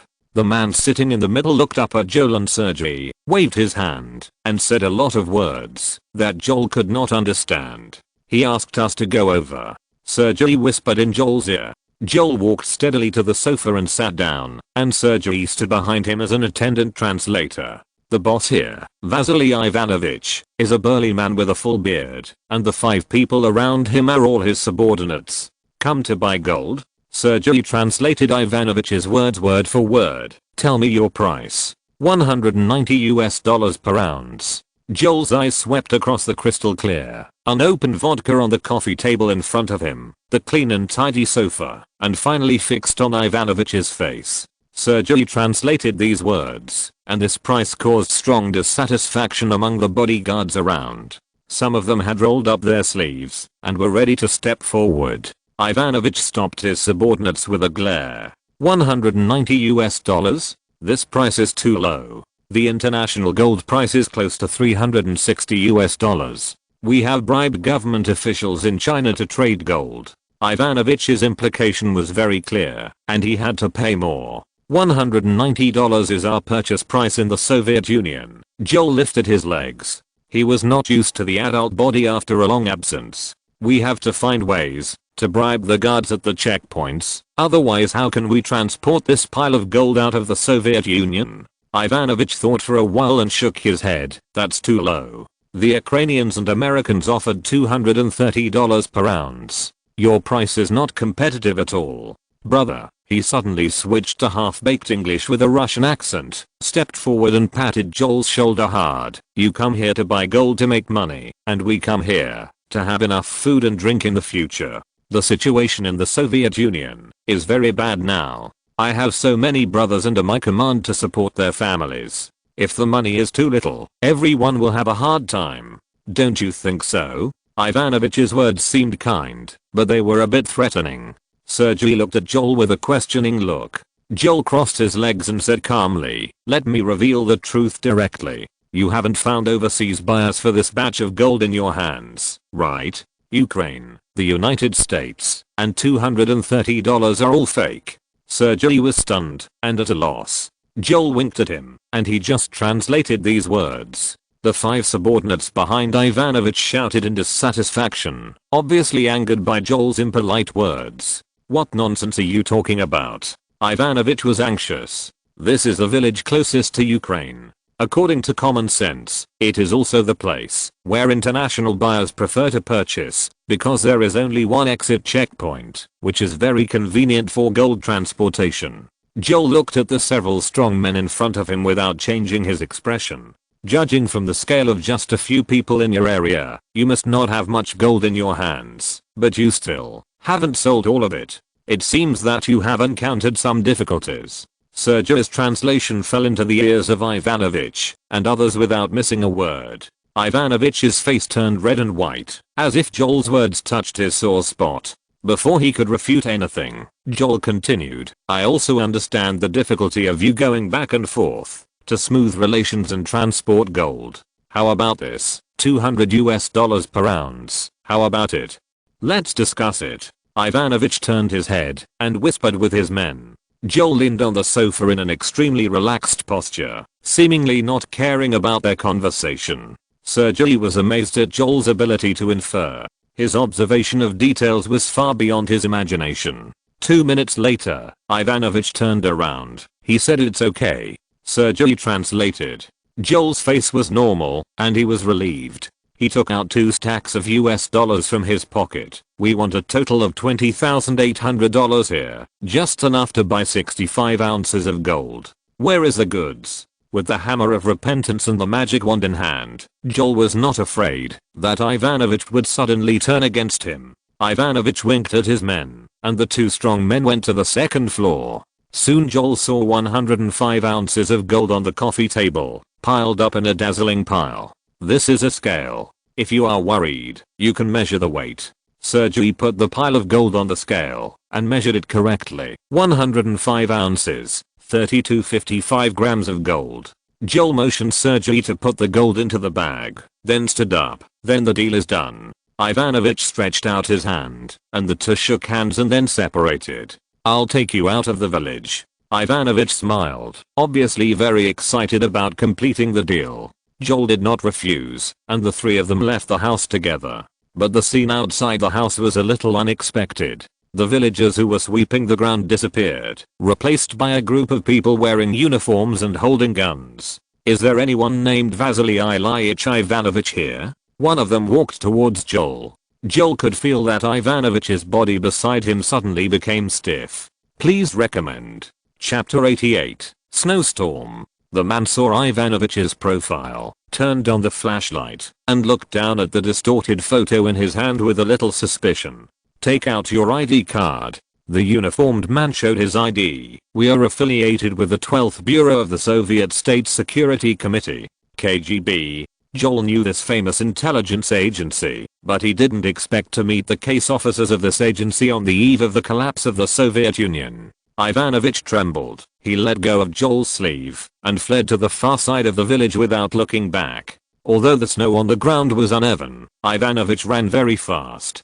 Catch him. The KGB officers were like sharks that smelled blood. Their long-term experience in handling cases told them that the person who escaped must have some relationship with the target. One team got on a jeep and chased after him, while the other team continued to stay in the village to search. What is your relationship with that man? The KGB officer with the photo took out a notebook from his arms. Sergei understood. He looked at Joel, who pretended not to understand Russian. He was moved and whispered in Joel's ear to translate. What a smart man. Joel breathed a sigh of relief when he saw Sergei's action. Fortunately, he brought Sergei to the Soviet Union. If he had brought Eddie and Alan, two people who were not tactful, he probably wouldn't be able to go back. Who are you? KGB frowned and moved forward, just blocking the view of other companions. Joel quickly opened the system panel and charged some of the change he had on hand. He didn't know how the system determined that the money belonged to him instead of Haley, but Joel was relieved to see the points in the system panel. He moved quickly to the spell column and found the spell Confuse the Audience. The progress bar on it said 0/50. Joel gritted his teeth and put all the points in. His brain seemed to be suddenly lit up, and Joel took out his wand. Other KGB members were knocking on doors to ask for information about Ivanovich. Sergei found that the villagers who had surrounded him before shook their heads and denied it, saying that they had never seen this person. You want to do? KGB saw this dark red branch and his first reaction was to question. But Joel's confusion spell had hit him, and the magic power that had just recovered in his body was lost again. KGB's eyes became turbid and unclear, and then clear. Okay, I understand. KGB lowered his head and wrote quickly in Russian on his notebook. Other KGB members did not find anything wrong here and carried out their tasks on their own. Under the effect of the confusion spell, KGB did not make things difficult for the two. In his opinion, the two in front of him were British guests invited by the Ministry of Foreign Affairs and had nothing to do with the gold smuggling case they were going to investigate. He did not think carefully about why the guests sent by the Ministry of Foreign Affairs appeared in this remote place where no one was shitting. Ivan, send a car to take these two guests out of the border. They have urgent things to do. KGB looked back at his companions. No problem. The person Joel hit with the confusion charm seemed to be the leader of a team. The KGB member named Ivan did not doubt it when he heard it. He opened the door of the jeep and invited Joel and the others to get in. Let's go. Let's leave quickly. Something is wrong here, Joel said in English. Sergei understood. He followed Joel into the jeep and turned back to wave to the KGB member. After getting in the car, Sergei communicated with the driver Ivan in his half-baked Russian. Are you going to the Ukrainian-Soviet border? Ivan was a young man with a handsome appearance. He looked energetic in a uniform. Yes, the Soviet Union. Something is wrong in the Soviet Union.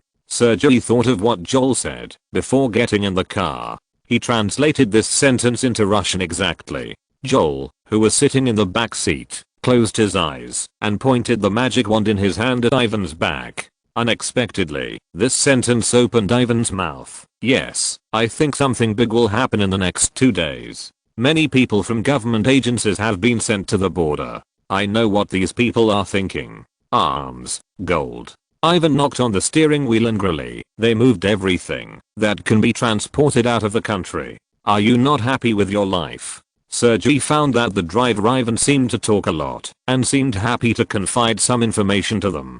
Happiness is a fart. Although he was a staff member of the state secret agency, Ivan seemed to have many dissatisfactions with the Soviet Union. My current salary is not enough for our family's daily expenses. The ruble is depreciating wildly. Gold and the US dollar are hard currencies. They were 30 miles away from the Ukrainian-Soviet border post, and the jeep had to walk for several hours in the snow. Under the dim light, Joel found that snowflakes were floating outside the window again. At night, the temperature in Russia dropped sharply, and the strong wind once again lifted endless snowflakes and attacked the distance. The three of them felt cold in the jeep.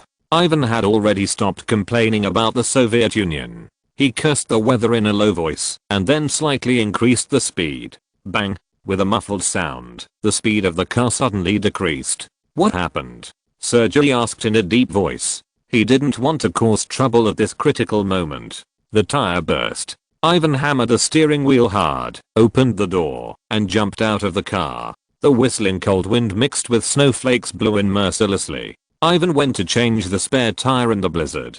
Joel and Sergei took the opportunity to put the gold into a small pocket bag, and then took out the polyjuice potion, and took a big sip of it to prevent the potion from expiration and exposing their identities. No, the wind and snow are too strong. Even if we change the spare tire in this weather, we can't go long. Ivan slammed the door heavily. We have to wait for the blizzard to pass. He climbed into the car. Are we going to wait here all night? Sergei was a little worried. That's right, Ivan said as a matter of course. The blizzard outside is getting bigger and bigger. Even if we change the tires, we can't move forward.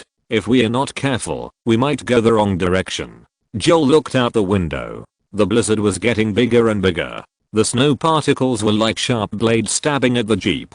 Under the encouragement of the strong wind, the jeep swayed left and right like a lone boat in the vast ocean. Joel had never experienced such a thing before, and he was inevitably a little irritated, with his brows tightly locked together. Do you want to eat bread? Ivan took out a bag from the co-pilot storage box, and the aroma of bread filled the car. Of course. Sergei and Joel had been hungry for a day, and now was the time when they were starving. A large bread weighed 4 or 5 pounds. They each cut a large piece. It was the first time for Joel to eat it. There were also some raisins and walnuts mixed in the whole wheat bread. He took a bite and felt a full mouthful of mellow fragrance. When he chewed it, the sweetness contained in the fragrance slowly moistened his mouth. The cold wind outside the car blows as if it never tires.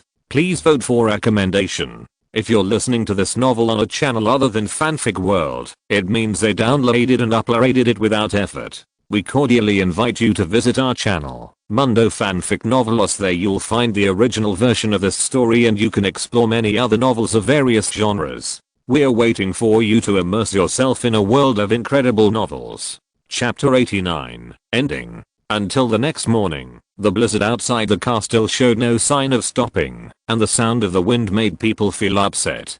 Joel and Sergei's polyjuice potion was almost empty, which was not good news. How about using the confusion charm to get through and get out of the car and walk out of the border? Sergei asked Joel, while Ivan got out of the car to defecate. After sitting in the back seat of the jeep all night, Joel felt sore all over. He tried to stretch his body, but his body could not move at all. After he became an adult, when he stretched his arms slightly upward, they touched the roof. He collapsed in frustration on the back seat. Hearing Sergei's words, Joel twisted his head. No, do you still remember the way you came here? The pointing spell doesn't work in this weather. Sergei looked out the window. The blizzard was howling. It was difficult to distinguish the direction in such bad weather. They couldn't even see the sun. Wait. Joel had no choice. If only he could apparate. It's not like he hadn't thought of this method last night, but this spell of teleportation required 300 galleons, which was a sky-high price. After buying the gold, he didn't have that much change. The three of them stayed in the jeep for a whole day, and a large loaf of bread was digested by the three of them. Near dusk, the blizzard finally stopped, and the setting sun peeked out from the dense dark clouds. The sun shone on the vast land, making the white and tender snow without a trace of impurities dazzling. Ivan excitedly changed the spare tire, pulled the handbrake, and with the last rays of the setting sun, they headed west. At 7:30 p.m., they finally arrived at the Yusu border post, and the sentries were changing shifts. Just stop here, we can walk over by ourselves, Joel said, pointing the wand in his hand at Ivan and casting the confusion spell again. Sergio's translation fell into Ivan's ears word for word. He didn't have any questions under the confusion spell and got out of the car by himself and opened the door for Joel and the others. Joel stepped on the snow, which was much thicker than when he came. As soon as he stepped on it, the snow fell all around him and he couldn't even see his shoes. Ivan turned the car around and went back the same way. Joel watched the jeep disappear from sight with white smoke. How much money did you leave for him? Sergey asked. $10. Not much, not less. Joel and Sergey walked towards the sentry post with 1 foot deep and 1 foot shallow. There were many people gathered in front of the sentry post. They were dressed in uniforms and stood in formation. The speaker at the sentry post played a man's speech. The speaker was a bit worn out and the sound was intermittent. The hoarseness carried a heavy sense of history. Dear compatriots and friends, as a result of the recent establishment of the Commonwealth of Independent States, I announce my resignation as President of the Union of Soviet Socialist Republics. Some mistakes could have been avoided, many things could have been done better, but I'm sure that sooner or later our joint efforts will bear fruit and our country will become a prosperous and democratic society. Sergey translated softly, and countless loudspeakers transmitted this speech to every country, every city, and every person in the Soviet Union. The time was frozen at 1938 on December 25, 1991. A powerful alliance came to an end and withdrew from the stage of history. The Soviet Sentinels, now called Russian Sentinels, took down the Soviet flag and replaced it with the white, blue, and red Pan-Slavic national flag. The Sentinels changed their posts and changed their clothes. The Ukrainian Sentinels not far away were excited and silently watched this scene that was destined to go down in history. On the road leading to Ukraine, 4 rows of footprints slowly emerged, step by step forward, and the snow around them quickly filled the depression. The excited Ukrainian Sentinels did not notice this detail. Joel and Sergey were about to pass the checkpoint when suddenly a figure as strong as a bear and covered in snow jumped over and ran quickly towards Ukraine. The Russian sentry didn't notice him, but the Ukrainian sentry who was facing him reacted quickly. He raised his gun and muttered Russian. Normally, he would speak Ukrainian, but this person who ran from the opposite country probably couldn't understand. Joel and Sergey were knocked off balance by the man, and the disillusionment spell was almost broken. He didn't care whether he hit anything or not, and just rushed forward. The Ukrainian sentry pulled the bolt and fired. The bullet accurately shot into the snow 1 step in front of his feet, and the splashed snow also splashed on Joel's face. 1 more step forward and I'll shoot, the sentry shouted. The Russian sentry rushed over the moment he heard the gunshot. Don't move. The sentries of the 2 countries pointed their guns at the sturdy man at the same time. The man seemed helpless, raised his hands high, and the snow on his body fell to the ground. It turned out to be Ivanovich. Joel didn't know how he escaped the pursuit of the KGB and appeared at the Ukrainian-Soviet border 30 miles away a day later. Before Ivanovich could say anything, the Russian sentry stepped forward to subdue him. He could only shout desperately. Joel and Sergey knew that Ivanovich would definitely not end well after being caught. Smuggling gold is a felony in any country. The 2 took advantage of the sudden chaos and successfully returned to the Ukrainian border.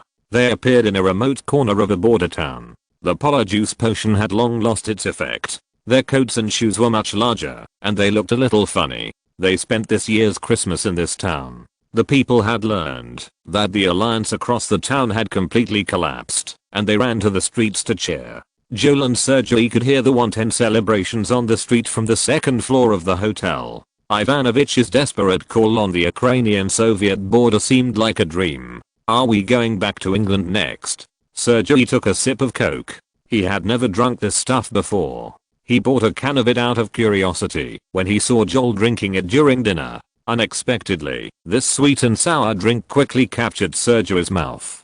Before going upstairs, he bought a can of Coke and planned to drink it all the way back to England. Yes, Joel nodded. This gold is enough for us to operate. What is your plan? Sergey found that he couldn't see through this rumor.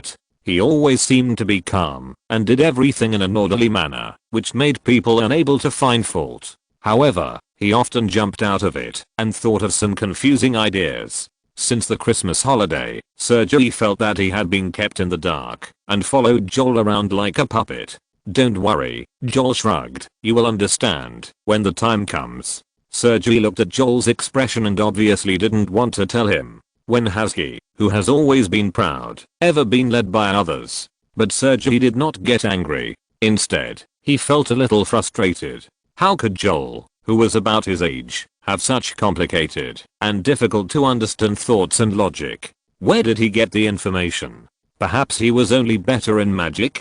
The two returned to England much faster than when they came here. With the disillusionment spell, they felt quite familiar with riding the transit bus. The date they returned to England was exactly January 1st, 1992, the first day of the new year. There is only one chapter today. I have revised the beginning of the novel. If you see this, feel free to read on. It will not affect the subsequent reading experience. Chapter 90, Going Around in Circles. Let's first go find 2 ID cards and the corresponding heads. Joel told Sergei the next plan in a McDonald's in London, and then, well, I see. After failing to get Joel's complete plan several times, Sergei gave up the idea and focused on the Coca-Cola in his hand. You like Coke so much, why not buy a bunch when you make money and bring it back to school? Joel saw that Sergei's mouth had never taken the straw off, and he couldn't help but joked. Sergei, who always liked to be straightforward, didn't react, but just responded muffledly. Joel finished the fries on his tray and handed the unopened Coke to Sergei. Sergei finished the cup of Coke in his arms and then grabbed another cup and followed Joel out of McDonald's with a cup of Coke in one hand. Today is a British holiday and there are quite a few people on the bus. Joel and Sergei deliberately came to the downtown area and took the most crowded bus. On this kind of transportation, the Ministry of Magic's traces are completely ineffective. Taking advantage of their short stature, the two of them secretly cast the disillusionment charm and used their wands to cut open the wallet, took out the ID card and hair together, and then considerately sealed the wallet with the Restorer's original spell, and also put a few pieces of change as compensation for the ID card loss. Of course, due to their height, they could only steal the hair of passengers sitting in the seats. Thanks to the excellent water quality in the UK, every morning the passengers had a bunch of hair that had detached from the follicles on their heads, which Joel and Sergei removed effortless. The next day, they set out from the leaky cauldron and went to a fast food restaurant next to King's Cross Station, where they changed into their thick coats and shoes in the bathroom. Is this still usable? Sergei looked at the Polyjuice potion with some hesitation. The two of them had almost used up their Polyjuice potion in the Soviet Union, not to mention that the bottle of Polyjuice potion had already been filled with someone else's hair. In Sergei's impression, this obviously did not meet their requirements. You can do it this way, Joel said calmly, pouring the 2 Polyjuice potions together, covering them with lids, and shaking them up and down to make them evenly mixed, and then pouring half of it into Sergei's bottle. I asked Alan before, and I have confidence in his knowledge of potions. It just doesn't look like it anymore. That's all? Sergei lowered his voice. Isn't this serious enough? Joel shrugged. Isn't it normal for the face and the ID card to be slightly different? Fat or thin or bald, or, well, there is no next or. If you say it is, then it is. Sergei sighed, took out a Coke from Joel's pocket bag, poked the straw into it, and took a sip. Here, drink it. The remaining amount will hardly last today. We have to work quickly. Joel handed Sergei the Polyjuice potion that had been put into the hair again. Then he took out more than 3,000 grams of gold from the bag, and then drank his share of the Polyjuice potion. Every inch of bone in his body was changing.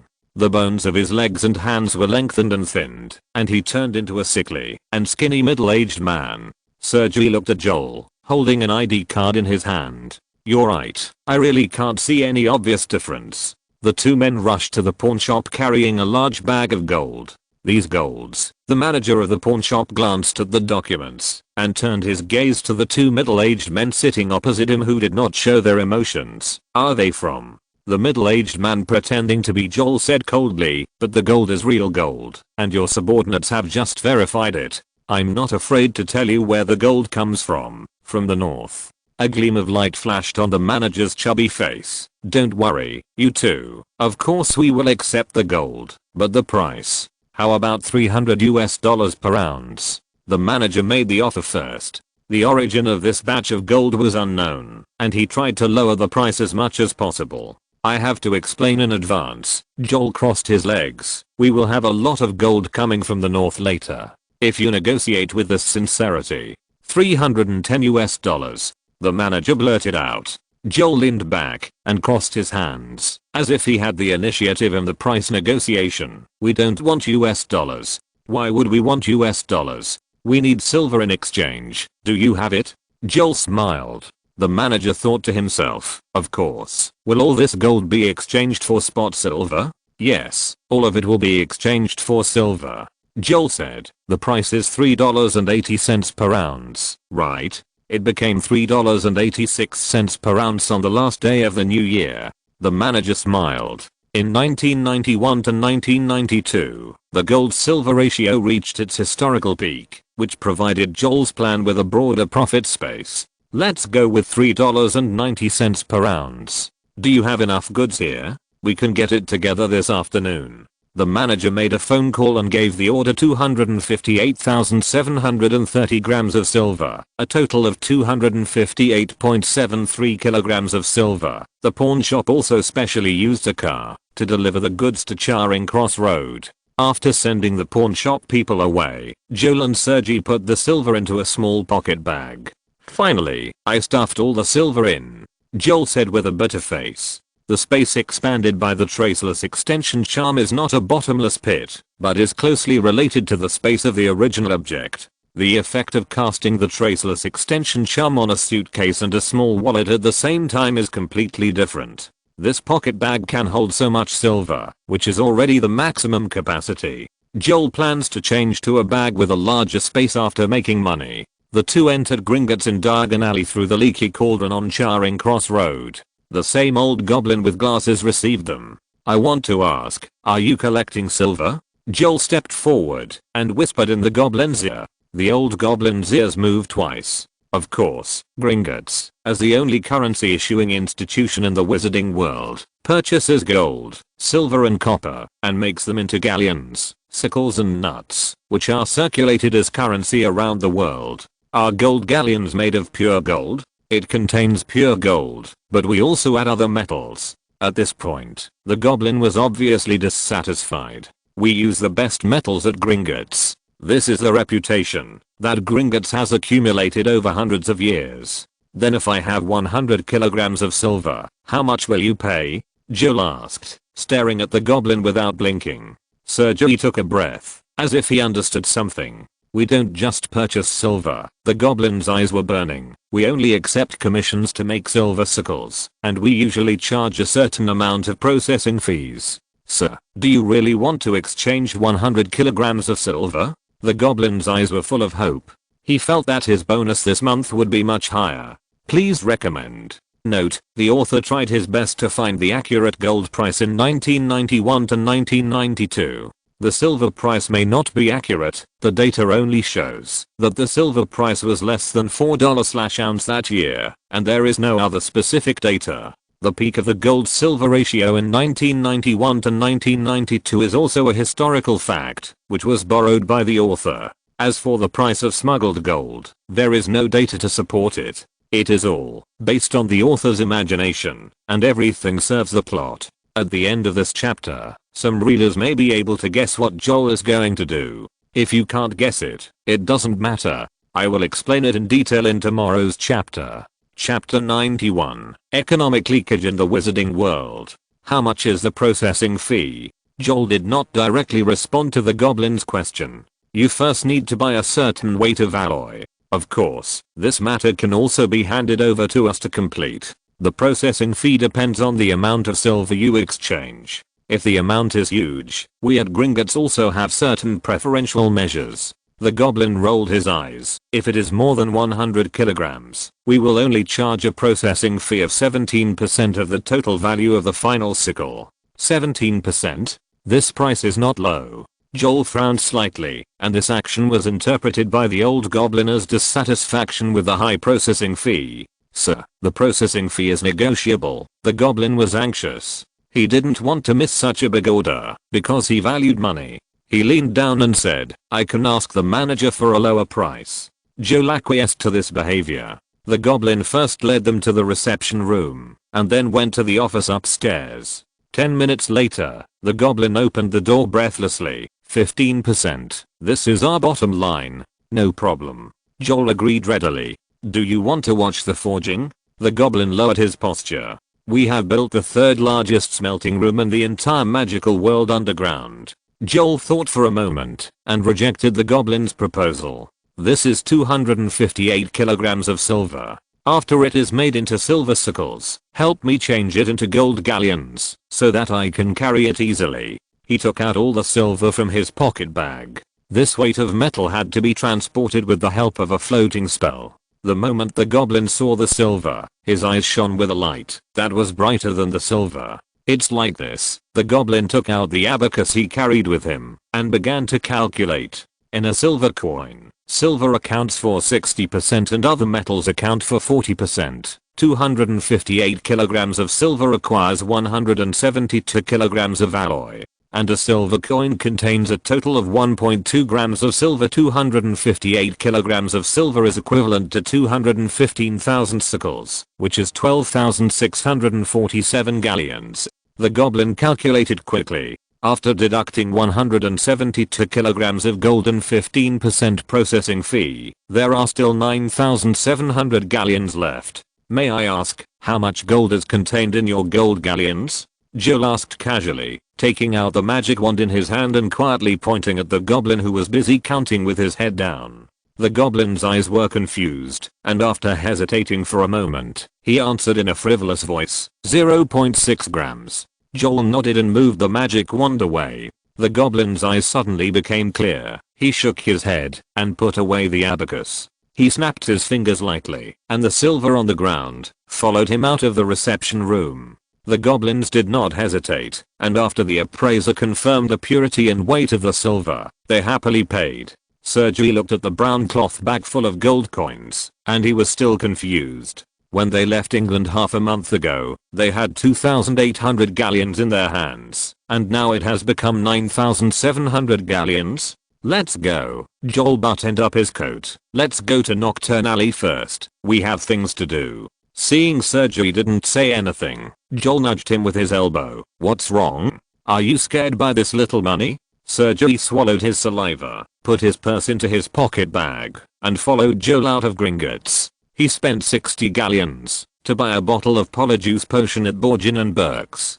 Joel felt a little unhappy when he saw the shopkeeper's originally gloomy face turn into a smile. 60 galleons is not cheap, not to mention that Polyjuice potion has become an indispensable part of Joel's future behavior. He decided to make potions by himself. "Money, save it if you can, spend it if you should." That's what he said, but he turned around and spent another 50 galleons to buy a lot of other things in the store, and also spend 150 galleons to buy a small suitcase with a traceless extension spell, which has much more space than the pocket bag. Joel put all the items into a small pocket bag and ran back to the leaky cauldron with Sergei. As soon as he ran upstairs and closed the door, the effect of the Polyjuice potion disappeared completely. Joel took off his coat, which was much too big for him, put on a short-sleeved t-shirt, sat cross-legged on the bed, and began to organize his tools. "What are you doing?" Sergei watched Joel assemble the dissolving device in a daze. Dissolve the gold in the gold galleons, and then sell it to the pawn shop. Joel didn't look up, concentrating on his own work. "Do you want to do it again?" "What else?" Joel tilted his head and looked at him. "This kind of fat sheep must be caught and plundered. We won't do much. After 2 more rounds of back and forth, we will have enough gold galleons in our hands." In fact, Joel's heart was filled with greed more than once after he successfully resolved gold and silver. Everything he did can be summarized very simply, using the different gold and silver ratios in the magical world in the muggle world to make a fuss and arbitrage transactions. The gold-silver ratio in the magic world is fixed, 1 galleon to 17 sickles. The gold-silver ratio is 134, while in the muggle world, the gold-silver exchange rate is floating. That is, as long as the gold-silver exchange rate in the real world is greater than 134. Plus processing fee and alloy fee for each gram of silver, you can make a profit from it. Buy silver from the muggle world, then go to Gringotts to make it into silver sickles, then exchange it for gold galleons, then filter out the gold in the gold galleons and sell it to the muggle world, and so on. Joel majored in business administration in his previous life, which is not very related to finance. If someone who plays hedge funds comes to the magic world, he will be much more skilled than him. But he doesn't plan to do this now. If Gringotts is emptied, the entire magic world will fall into turmoil, and the people of Gringotts should not allow a large amount of gold to flow out. Goblins are always very smart in terms of money. If they find that a lot of gold is flowing to the muggle world, they will also take corresponding measures. Joel has not fully grown up yet. He just wants to make some money secretly under the rules. Thanks to the fact that many noble ladies like to wear gold jewelry, Borgin & Burke sells a very convenient dissolution and evaporation device for melting gold galleons and reshaping them. In one night, all 9440 galleons were dissolved, and the gold inside turned into a large lump of gold. The two people on the bus before lost more than one hair. It is estimated that they will be bald in less than 2 years. The two drank the Polyjuice potion and disguised themselves as yesterday. They returned to the pawn shop to meet the manager and sold a large lump of gold. Still not wanting US dollars but spot silver, they came to Gringotts again. It was still the old goblin with glasses who received them. Faced with the same demand as yesterday, the old goblin did not ask any more questions and exchanged all the hundreds of kilograms of silver they brought with them for gold galleons. After another cycle, Joel and Sergei looked at the full suitcase of gold galleons and looked at each other in silence. The gold and silver content in gold galleons and silver sickles is something I made up, but that's the truth, and I tried to make it as easy to understand as possible. Chapter 92 Release Remarks. The book was released this morning, and I'm so nervous that I cannot express it in words. I have no idea about the results, so I can only say that I will do my best to make the book more reasonable and interesting. Thank you to all the book friends for your support, investment, and recommendation votes. Thank you to the editor Dan King for your help with this book. Thank you to many big authors in the group for your guidance. Starting from the day of the release, there will be 2 updates in the morning and 3 updates during the day. I have never been good at writing thank you notes. This thank you note doesn't look like a thank you note to me, so let's talk about it in the book. Chapter 93, Divide the Profits, 1/5. Please order first. Close bracket. How much money did we make in total? Sergei coughed, suppressing his restless heart.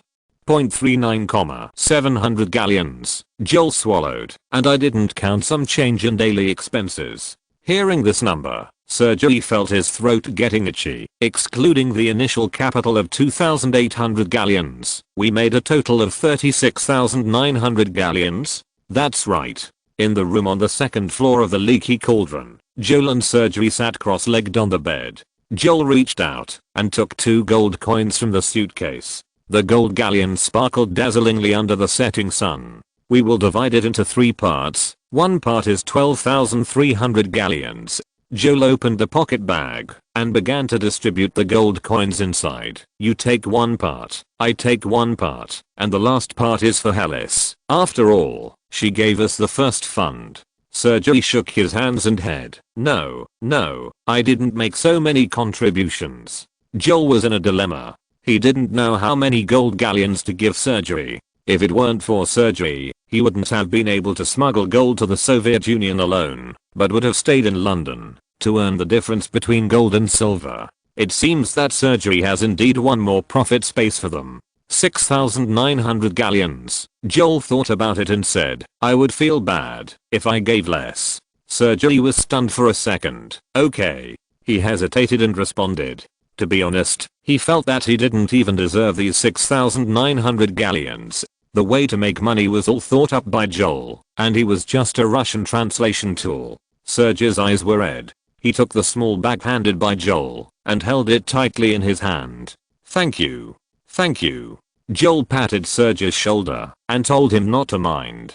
He also knew that Serge's family might have encountered some difficulties. Otherwise, where did the dividend money he received every month go? He divided the remaining 30,000 galleons into two parts, one for himself and one for Haley. Suddenly remembering that he had not prepared the gifts for last Christmas, Joel glanced at the gold coins in the suitcase and had an idea. There were still 2 days before the end of the holiday. Joel went to Diagon Alley to make a lot of purchases. His owl Poppy was at the Bogsburton School of Magic on the other side of the ocean. At this moment, he could only rent the owl of Tom, the owner of the Leaky Cauldron, and mailed all the gifts. Then he stayed in the room to tinker with things. Sergi disappeared after getting the money. Joel saw him again on the Hogwarts train that was about to start. "Did you get your Christmas present?" Joel asked. Sergi, who ran to the train out of breath, blushed and nodded. "Is it the book Magic Defense Theory with a message from Mr. Slinker?" All of Sergi's luggage was put in a small pocket bag. Joel was relieved when he saw that his face looked much better than before. Alan and Eddie also came after the train started. They seemed to have endless things to say when they got together, except for Sergi, who remained as cold as always, sitting in a chair and reading the textbook intently using the quantum wave speed reading method. "You two are really good. The Christmas holiday is almost over, and you just remembered to give Christmas presents?" Eddie's eyes were a little teasing. "I thought you two were in trouble," Alan said slowly. We went on a trip together." Joel evaded. "We went to France and Germany, and I forgot to give you gifts before Christmas." "What?" Eddie was anxious. "You two sneaked out to play without telling us?" He almost beat his chest and stamped his feet. Joel, do you still remember the apple pie I gave you for Christmas 2 years ago? I made it myself, and it's a testimony of our friendship. No wonder it tastes so bad," Joel complained in his heart, with a smile on his face. "Do you still regard us two as friends?" Eddie also pulled Alan up. The naive Alan adjusted the glasses he had just worn during the Christmas vacation, and his expression was very serious. "It's too much for you not to say a word." Seeing this, Joel quickly took out the small gifts he had prepared long ago from the suitcase, some French specialties bought by Professor White, and comforted them with kind words, and the two friends finally smiled again. The two of them didn't have to travel with Joel and Sergi, but they were worried about their safety. Joel grew up in an orphanage without a father or a mother. After a year of living together, they also knew that Sergi had a bad relationship with his family. What if the two children had an accident in a foreign country? After the speed stabilized, Joel left his 3 roommates and carried his suitcase out of the compartment. He walked forward along the corridor and soon found the compartment where Haley was. She sat with her brother, Qiu, and Merita sat opposite. Bernie was talking non-stop. After a vacation, his body was much stronger than before. The 3 girls frowned at the same time, obviously a little irritated. At this time, Joel knocked on the door gently, and the 4 of them looked up at the compartment door at the same time. "Haley." After Qiu Zhang opened the door, Joel said softly, "Can you come out with me? I have something to tell you." "You." Bernie thought of the 2,000 galleons his sister lent him when he saw Joel, and he almost blurted out the words to ask him to pay back the money. But Haley's sharp eyes made him swallow his words. After giving Joel the glare, Haley turned her head and looked at Joel, pursing her lips and smiling slightly, revealing 2 dimples. "Are you here to see me?" Following Joel out of the compartment and coming to a remote corner at the end of the train, Haley's steps were brisk, and her soft voice was filled with a bit of joy and excitement. "I borrowed 2,000 galleons from you before the Christmas holiday, and now it's time to return it to you." Joel opened the suitcase and showed the golden galleons inside.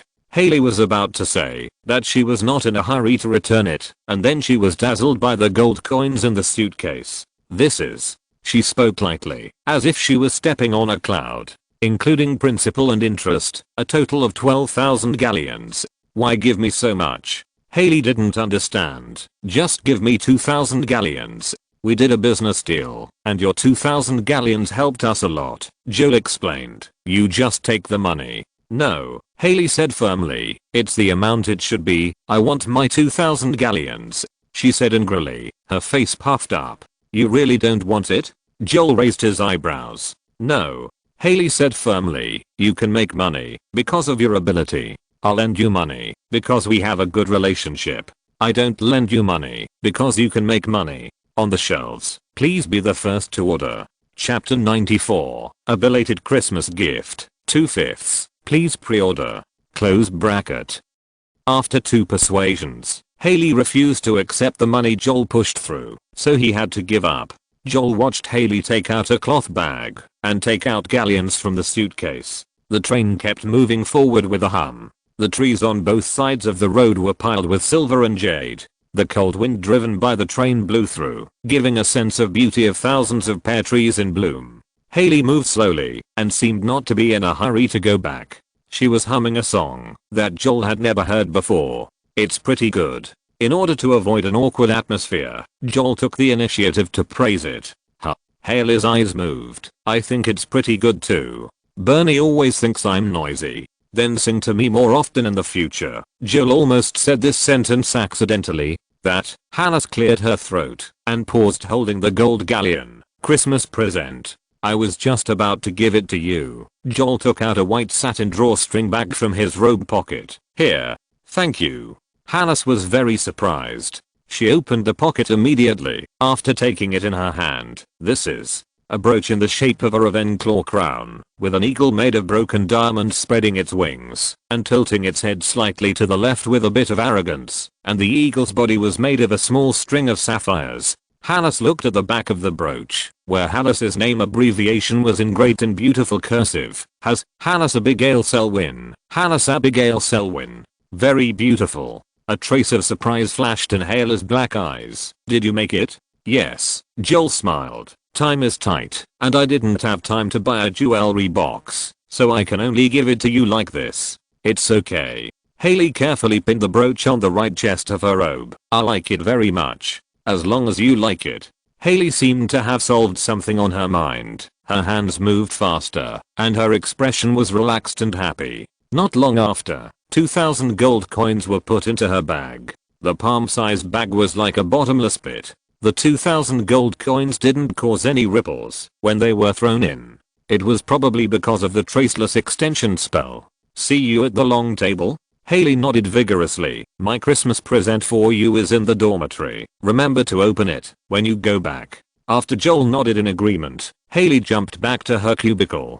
He looked at the girl's back, her thin and weak body hidden under the black robe. As she jumped, her white ankles under the black trousers were quietly exposed, and she could hold them with one hand. Something was wrong. What was he thinking about? Why was he holding her ankles? Joel closed his eyes to calm his mind, closed the suitcase, and returned to the compartment. At noon, the 4 roommates shared the beef sandwich brought by Eddie. The sandwich was still delicious even with the insulation spell. When the train slowly slowed down, heavy snow fell outside the window. After getting off the train, they had to wear hoods and walk in the snow. Although this dress looked very much like a Death Eater to Joel, there was no dinner reception for returning to school. They enjoyed a bland dinner at the long table of the college. Hailey, who got rid of her brother Bernie, finally came to Joel. While eating, she would look at Joel's face from time to time, and a blush flew on her fair cheeks.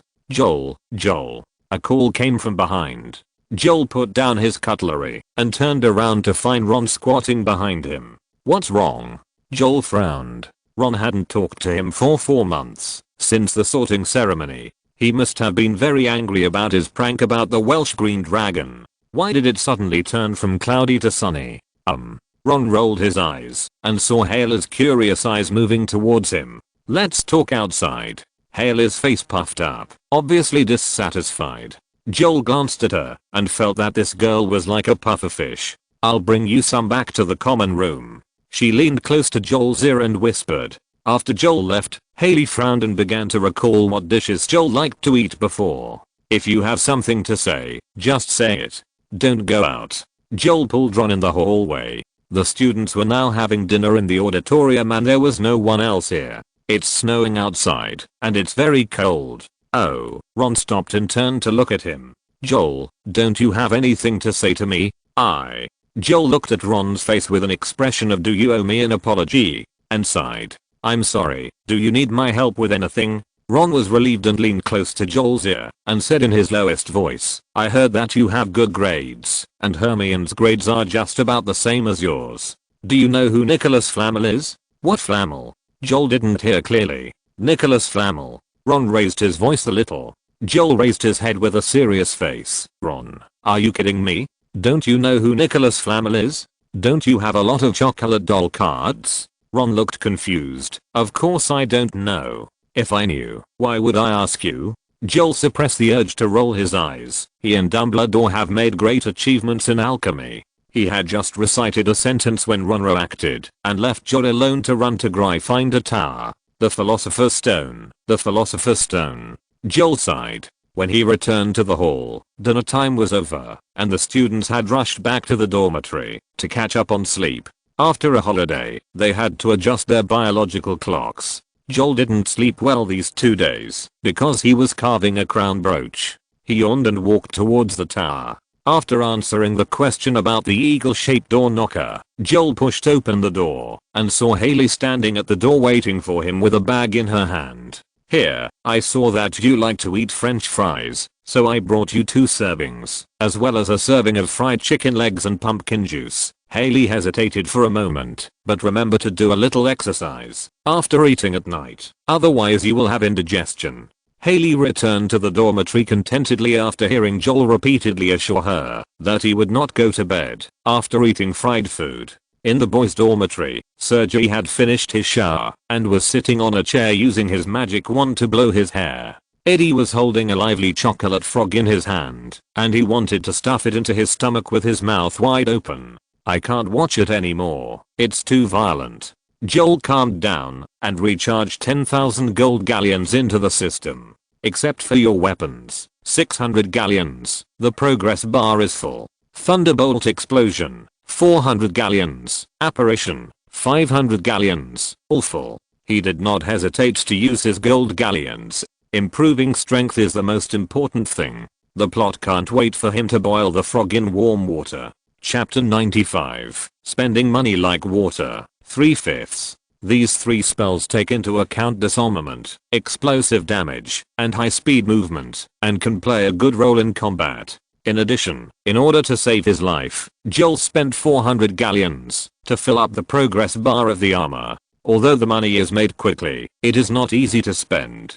Joel spent 4,000 galleons in just over 10 minutes, and the points were mainly distributed in 3 abilities: spells, black magic, and transfiguration. Especially for transfiguration, Joel directly raised the 2 branches of object transfiguration and summoning to the advanced stage. It should be noted that the initial progress bar of the 5 branches of transfiguration is 100 points, the intermediate level becomes 200 points, and the advanced level is 400 points. Joel believes that the role of transfiguration in a duel is no less than that of a powerful spell. A leaf, a stone, or a blade of grass may be transformed into a killing weapon, or a hard shield to resist fatal attacks. Transfiguration requires wizards to have precise control over magic power, and only when it is accurate can the power of transfiguration be brought to its full potential. As Professor McGonagall said, this is the most dangerous and profound subject. A lot of new knowledge suddenly flooded into Joel's mind, and the feeling of being top-heavy made Joel very uncomfortable. His head felt dizzy, as if he hadn't slept for several days and nights, and was about to split. Sergei dried his hair and was packing Christmas gifts on his bed. There were not many gifts at the foot of his bed, only a few, and they were all given by several friends from the same college. It was in sharp contrast to the mountain of gifts at the foot of Joel's bed. Joel endured the tiredness and discomfort, brushed his teeth, washed up, changed into pajamas, and went to bed, and began to slowly open the gifts. Candy, professional books, stationery such as quill pens and ink. Joel quickly skipped them. It was not that he didn't like them. He gave these little things to classmates he was not close to, which were all the same, and without any novelty. Haley's gift was at the bottom, a sky blue rectangular box with a crossbow tied with a white ribbon. Joel carefully unwrapped it and saw a handwritten greeting card from Haley. The card was blessed with magic, and when he picked it up, he could see snowflakes falling down. The words on the card were as neat and delicate as the handwriting. Joel, Merry Christmas. I noticed that you recently changed to a brand new wand, but when I went home for the Christmas holiday, I saw that the wand was a little worn out. I guess you didn't buy any wand care products. This is a wand care kit I ordered from France. They are much more meticulous in wand care than the British, and they even classify wands according to their materials. I forgot to ask what your new wand was made of before, so I bought one of each, hoping you can use it. Joel put the card in the drawer and carefully unwrapped the gift box. He never expected that the gift box was actually cast with a traceless extension spell, which was far more than the thin layer on the surface. The gift box contains a total of 44 wand care kits, corresponding to the 44 most commonly used wand woods on the market. Each set has different care oils, wiping cloths, and wand leather cases, and is protected tightly with blue satin. I don't know how effective it is, but I can tell at a glance that the price is not cheap. How much money will this cost? Just because she doesn't know the material of Joel's wand, she bought all of them? At this moment, Joel's brain turned rapidly, and he felt that he was in the world of a domineering CEO. He is the heroine and the hero is Hayley's. Every time he needs something, Hayley shows a wicked and crazy smile, and flicks out a secondary card from her fingertips for him to swipe in them all. Everything is recorded in her account. Not only does she lend Joel gold galleons, but she also gives him brooches and cosmetics. No, it's too shameful, Joel thought seriously. He must have read too many female-oriented articles before crossing. Joel once had the illusion that I don't want to work hard anymore, but the Krypton Guild system clearly stipulates that the gifted gold galleons cannot be used for system recharge business, so he has to get up early and stay up late to work hard to make money. Alas, after improving his ability, he still has 23,000 galleons on hand. He plans to save this money as a startup capital for the next business. After the Christmas vacation, it is boring daily study life. Joel is now very popular with all the teachers. Professor McGonagall and Professor Flitwick praise his performance in class. Even Professor Snape, who always has a sullen face, will not make things difficult for him in class. However, as the study deepens, Eddie has opened up a considerable gap with other students in the college. The professors often ask various questions in class, and Eddie is criticized more and more often. It has to be said that Eddie spends too little time on learning, and the children of Ravenclaw College generally have excellent homework. Last year, Eddie was quite serious in class, but he soon found that he and Joel Sergi spent the same amount of time learning, but the effect was not as good. Over time, he developed a dislike for learning, thinking that no matter how hard he tried, he could not catch up with his 3 roommates. In fact, Eddie's brain is not really stupid. He is not as good as the best, but better than the worst. If he studies hard, his grades can be mixed in the upper middle. But Eddie is busy with Quidditch practice now, and he also has to expand his money-making business on weekdays, and he enjoys it. After the holiday, there are 2 more Quidditch games, Gryffindor vs. Hufflepuff, and Ravenclaw vs. Slytherin. After the victory in the last game, Captain Roger Davis did not relax, but made more stringent requirements for the players. He even expected Ravenclaw to win the Quidditch trophy. The conditions are not favorable for us. The referee of Gryffindor's match is Professor Snape. Excuse me, Gryffindor has basically no hope of winning. Roger Davis was explaining the situation of winning the championship to his classmates in the common room.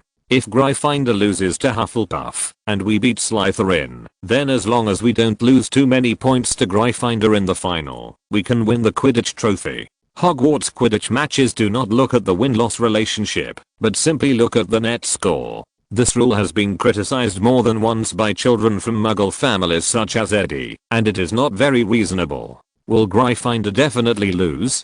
Qiu stroked his hair and frowned slightly. I heard that their Seeker Harry is very powerful. If he can win the golden snitch under Professor Snape's nose, I will twist my head off and let the Gryffindors use it as a quaffle. Eddie snorted coldly, obviously having a deep opinion of Harry. Admitting first-year students as an exception was a rule that had not been broken for many years, and Professor McGonagall even submitted a special application to Professor Dumbledore. If you're listening to this novel on a channel other than Fanfic World, it means they downloaded and uploaded it without effort. we cordially invite you to visit our channel, Mundo Fanfic Novelos. There you'll find the original version of this story and you can explore many other novels of various genres. We're waiting for you to immerse yourself in a world of incredible novels. Chapter 96, Quidditch season underway. Early on Saturday morning, Eddie followed Roger to the Quidditch field. They were going to observe the tactical thinking of the Gryffindor team, which was the last Quidditch opponent of the season for Eventlaw. The noise made by Eddie getting up successfully woke up Joel and Sergei. Alan was still immersed in his dream. The thick quilt wrapped him like a silkworm pupa, with only half of his face exposed. Great, why do I feel like he can sleep all day? Joel put a sweater on his head. Impossible, he will get up to eat lunch at noon. Sergei replied, pulled up his trousers, and planned to go to the library to read. Joel planned to practice animagus in his spare time. This was very difficult, but necessary. He spent money to raise his animagus level to advanced level, and 650 galleons were invested in it, in exchange for a head full of theoretical knowledge and practical experience. While going downstairs to eat, Joel filtered the knowledge in his mind, and found that practicing this kind of transfiguration was extremely difficult. Most people would find it difficult to make a breakthrough, even after practicing for several years. Fortunately, Joel was willing to spend money. The advanced progress of animagus was enough to guide him to complete the transformation step by step. As long as he didn't make any mistakes at the key steps, the probability of success was quite high. For a whole month, from the first full moon to the second full moon, you must continue to hold a single leaf of mandrake in your mouth. You can't swallow the leaf, or take it out of your mouth at any time. If the leaf leaves your mouth, the whole process must start again. This is the first step of animagus, which is a test of the practitioner's character. Mandrake leaves are easy to buy. After breakfast, he planned to go back to the dormitory, to write a mailing order, and send it to Slug and Jig's pharmacy in Diagon Alley. When he returned to the dormitory, Alan had opened his eyes, and lay on the bed with his eyes dull. Joel didn't dare to look at him again, for fear of imagining something he shouldn't think of. Alan was woken up by two owls. Poppy and Caesar reunited after a long time, and were huddled together, to pick at each other's neck hair. Great, Poppy. Joel quickly wrote the mailing order. Please deliver it to Diagon Alley for me. Meow meow. Poppy the owl stared at his unscrupulous master with wide eyes. He had just returned from France after a long journey, and he couldn't even get a meal, so he had to deliver a letter to London. Owl Caesar also raised his voice to support his companion. Joel felt a little guilty. He really didn't consider Poppy's physical condition. Seeing that its feathers were all wet, it looked a little embarrassed. After pouring a lot of owl food for the two owls, Joel simply ran to the owl shed to mail the letter. After sending the letter, Joel leaned on the railing and looked down. The Quidditch game was in full swing. The cheers of the audience on the sidelines and the voice of the commentator could float into Joel's ears from a long distance. The players of the two Quidditch teams turned into small black dots in the sky.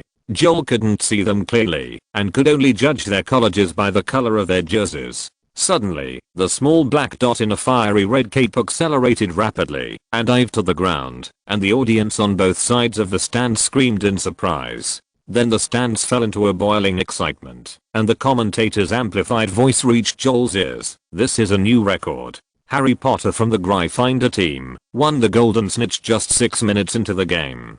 Joel remembered the flag Eddie set last night, shook his head and walked downstairs. Eddie in the stands of the Quidditch field below was furious and blushed, and he wanted to say something but stopped. Roger Davis, who was sitting next to him, pursed his lips. After watching the game, Gryffindor's tactics were not leaked at all. In the 6-minute game, Gryffindor did not even make an effective attack. Professor Snape fully implemented the spirit of being unhappy with Gryffindor, and whistled 4 fouls against Gryffindor in just 6 minutes. How can we collect intelligence? Roger was very dissatisfied.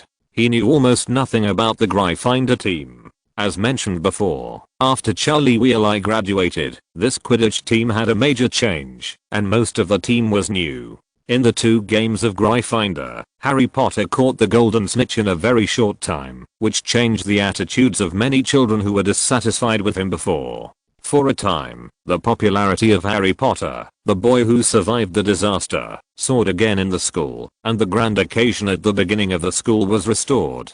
The next day, Ravenclaw played against Slytherin. In accordance with the principle of avoiding suspicion, the referee of this game was Professor McGonagall, who was always known for his fairness. At this moment, the players were flying around the court to warm up. Professor McGonagall stepped on the flying broom with an extremely chic attitude and manipulated the broom to soar in the sky with ease, which aroused the admiration of the students present. Professor McGonagall actually flies so well. Alan looked at Professor McGonagall, who was nearly 60 years old, and opened his mouth exaggeratedly. Professor McGonagall was a chaser for Gryffindor when she was in school, but that was more than 40 years ago. Haley said softly. She had a great hope of joining a professional Quidditch team, but in a match in her 7th year, Professor McGonagall was hit by a Slytherin player and had a concussion, so she gave up Quidditch. You remember it so clearly? Joel, who was sitting next to Haley, laughed. Haley shook her head, and her ears were stained with a touch of blood red. Of course, I admire Professor McGonagall very much. Why? Joel asked. At this time, the game was about to start, and the voices in the stands were much quieter. Haley's eyes were fixed on Professor McGonagall in the center of the field. She was asking the captains of the two colleges to come forward and shake hands to show friendship. I fantasize about becoming an excellent person like Professor McGonagall one day, confident and independent, knowledgeable, and upholding fairness and justice. When saying this, Haley's eyes were full of stars, bright and charming. With a whistle, the game officially began. A total of 14 players from both teams pushed their feet hard and flew into the air, with cheers from the stands. Davis got the ball and passed it to Carmichael. Nice pass. Ravenclaw scored first. Eddie had a good overall view, but his flying skills were relatively rough. After a period of targeted training, Eddie's Quidditch level improved by leaps and bounds. Now he can be called a hexagonal warrior, attacking, defending, and passing. Most of the Slytherin players were tall and bulky, and they couldn't stop Eddie's tricky and accurate passes. As time passed, Ravenclaw's advantage continued to expand. The score reached 60:10, and Slytherin's offense stagnated. Roger's research during this period was not in vain. He made a cracking analysis of Slytherin's common formation. As soon as the Slytherin team got the ball, the Ravenclaw players, led by Roger, shrank into an iron bucket formation, allowing Slytherin to pass the ball back and forth outside, just not exposing the goal to Slytherin's field of vision. Seeing the score gradually widen, the Slytherins became angry and started to act out of line. I won't update anymore, so I'll just update 4 times today, and I'll see if I can update more tomorrow. Chapter 97, Fierce Quidditch Game, Qiu Zhang's Attack. Slytherin's Quidditch skills are not low, and they were a strong contender for the championship before this. However, they have already lost to Gryffindor this season. If they lose to Ravenclaw again, their hope of winning the Quidditch Cup this year will be very slim. Not only that, but even the score of the House Cup will be far behind. 100 house points will be deducted for losing a Quidditch game. The Slytherin Quidditch team makes good use of the senior boys, who are as strong as bulls. In a hurry, they began to use their physical advantages, frequently elbowing and bumping the Ravenclaw players. Most of the Ravenclaw players are thin juniors, including girls like Qiu Zhang. Eddie and Roger are already strong among their peers, but they are no different from skinny people in front of the 16 or 17-year-old Slytherin children. Their thighs are not as thick as their arms. The Slytherin players were quite experienced in using small moves. Most of them started when the two bodies were intertwined.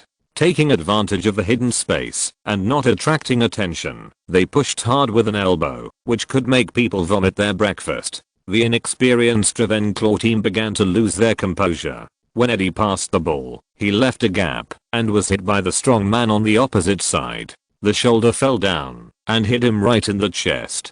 Before he could catch his breath, Eddie fell backwards and his upper body slid off the flying broom. He could only hook his 2 feet on the broom. The danger caused screams from the stands. Foul. This is a bad foul. Alan, who was usually calm, was bulging with veins. His face was red and his neck was thick. He shouted at Professor McGonagall on the court, which scared Joel, Sergi, Haley, Marita and the other 4 people beside him. Before he finished speaking, the whistle had already sounded. Professor McGonagall whistled coldly and called a foul on the Slytherin team. Roger Davis took the free throw. The quaffle went through the goal accurately, and Ravenclaw scored another 10 points. But the situation did not improve. The Slytherin players rushed around the field with the ball. The thin Ravenclaw players were hit hard before, so they were inevitably a little scared. Seeing the opponent rushing over like a bear, they flinched and lost their position. The Slytherin team successfully overtook the score. Roger was very anxious, but he could not think of any solution. The batsmen had tried their best to hit the Slytherin players with the bludgers, but the opponent's Slytherin players were extremely covered. As the referee, Professor McGonagall could not see every detail on the field clearly. Professor McGonagall knew the Slytherin team's usual temper. As long as they fell behind, they would play dirty tricks. That's how she was knocked to the ground and got a concussion. She pursed her lips, tightened her hand holding the flying broom, and suddenly increased her speed. At the edge of the court, Qiu Zhang and Slytherin seeker Cassius Warrington were entangled. Qiu was outspeeded, but Warrington was very good at using his physical advantage to constantly push Qiu into the corner, limiting her field of vision and activity area. Qiu watched her teammates being defeated by Slytherin's fierce attack. She clenched her fingers holding the broom handle tightly and bit her lower lip with her teeth. Warrington, who was beside her, saw Slytherin regain control of the situation on the court, and a smug smile appeared on his sinister face. Qiu was fully focused, pressing her body down on the broom, trying to get out from under Warrington. But Warrington didn't give her a chance to escape. Qiu had been forced into a corner before, and it was very difficult for her to avoid Warrington's pursuit.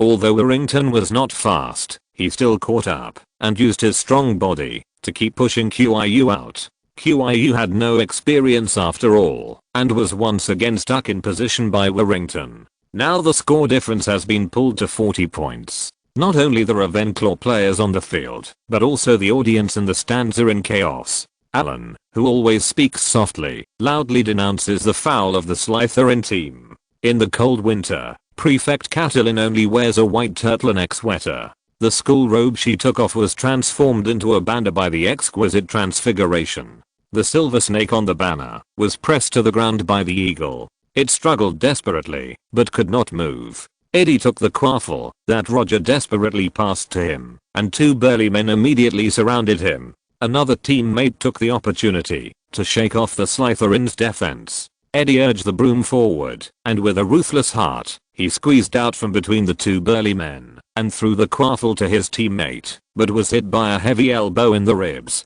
Eddie felt that his ribs were definitely broken. The smell of rust kept coming up from his throat, and he could feel the sharp pain from his left ribs every time he breathed. This foul was very obvious. Professor McGonagall finally seized the opportunity. The whistle sounded mercilessly, and the players on the field stopped. "Eddie, are you okay?" Roger flew over and supported the shaky Eddie. Eddie's eyes went dark, and he even had difficulty speaking. Fortunately, he didn't fly high. After controlling the flying broom to land on the lawn, he fell to the ground holding the injured part. There was cold sweat on his forehead, and he was obviously in great pain. "Foul!"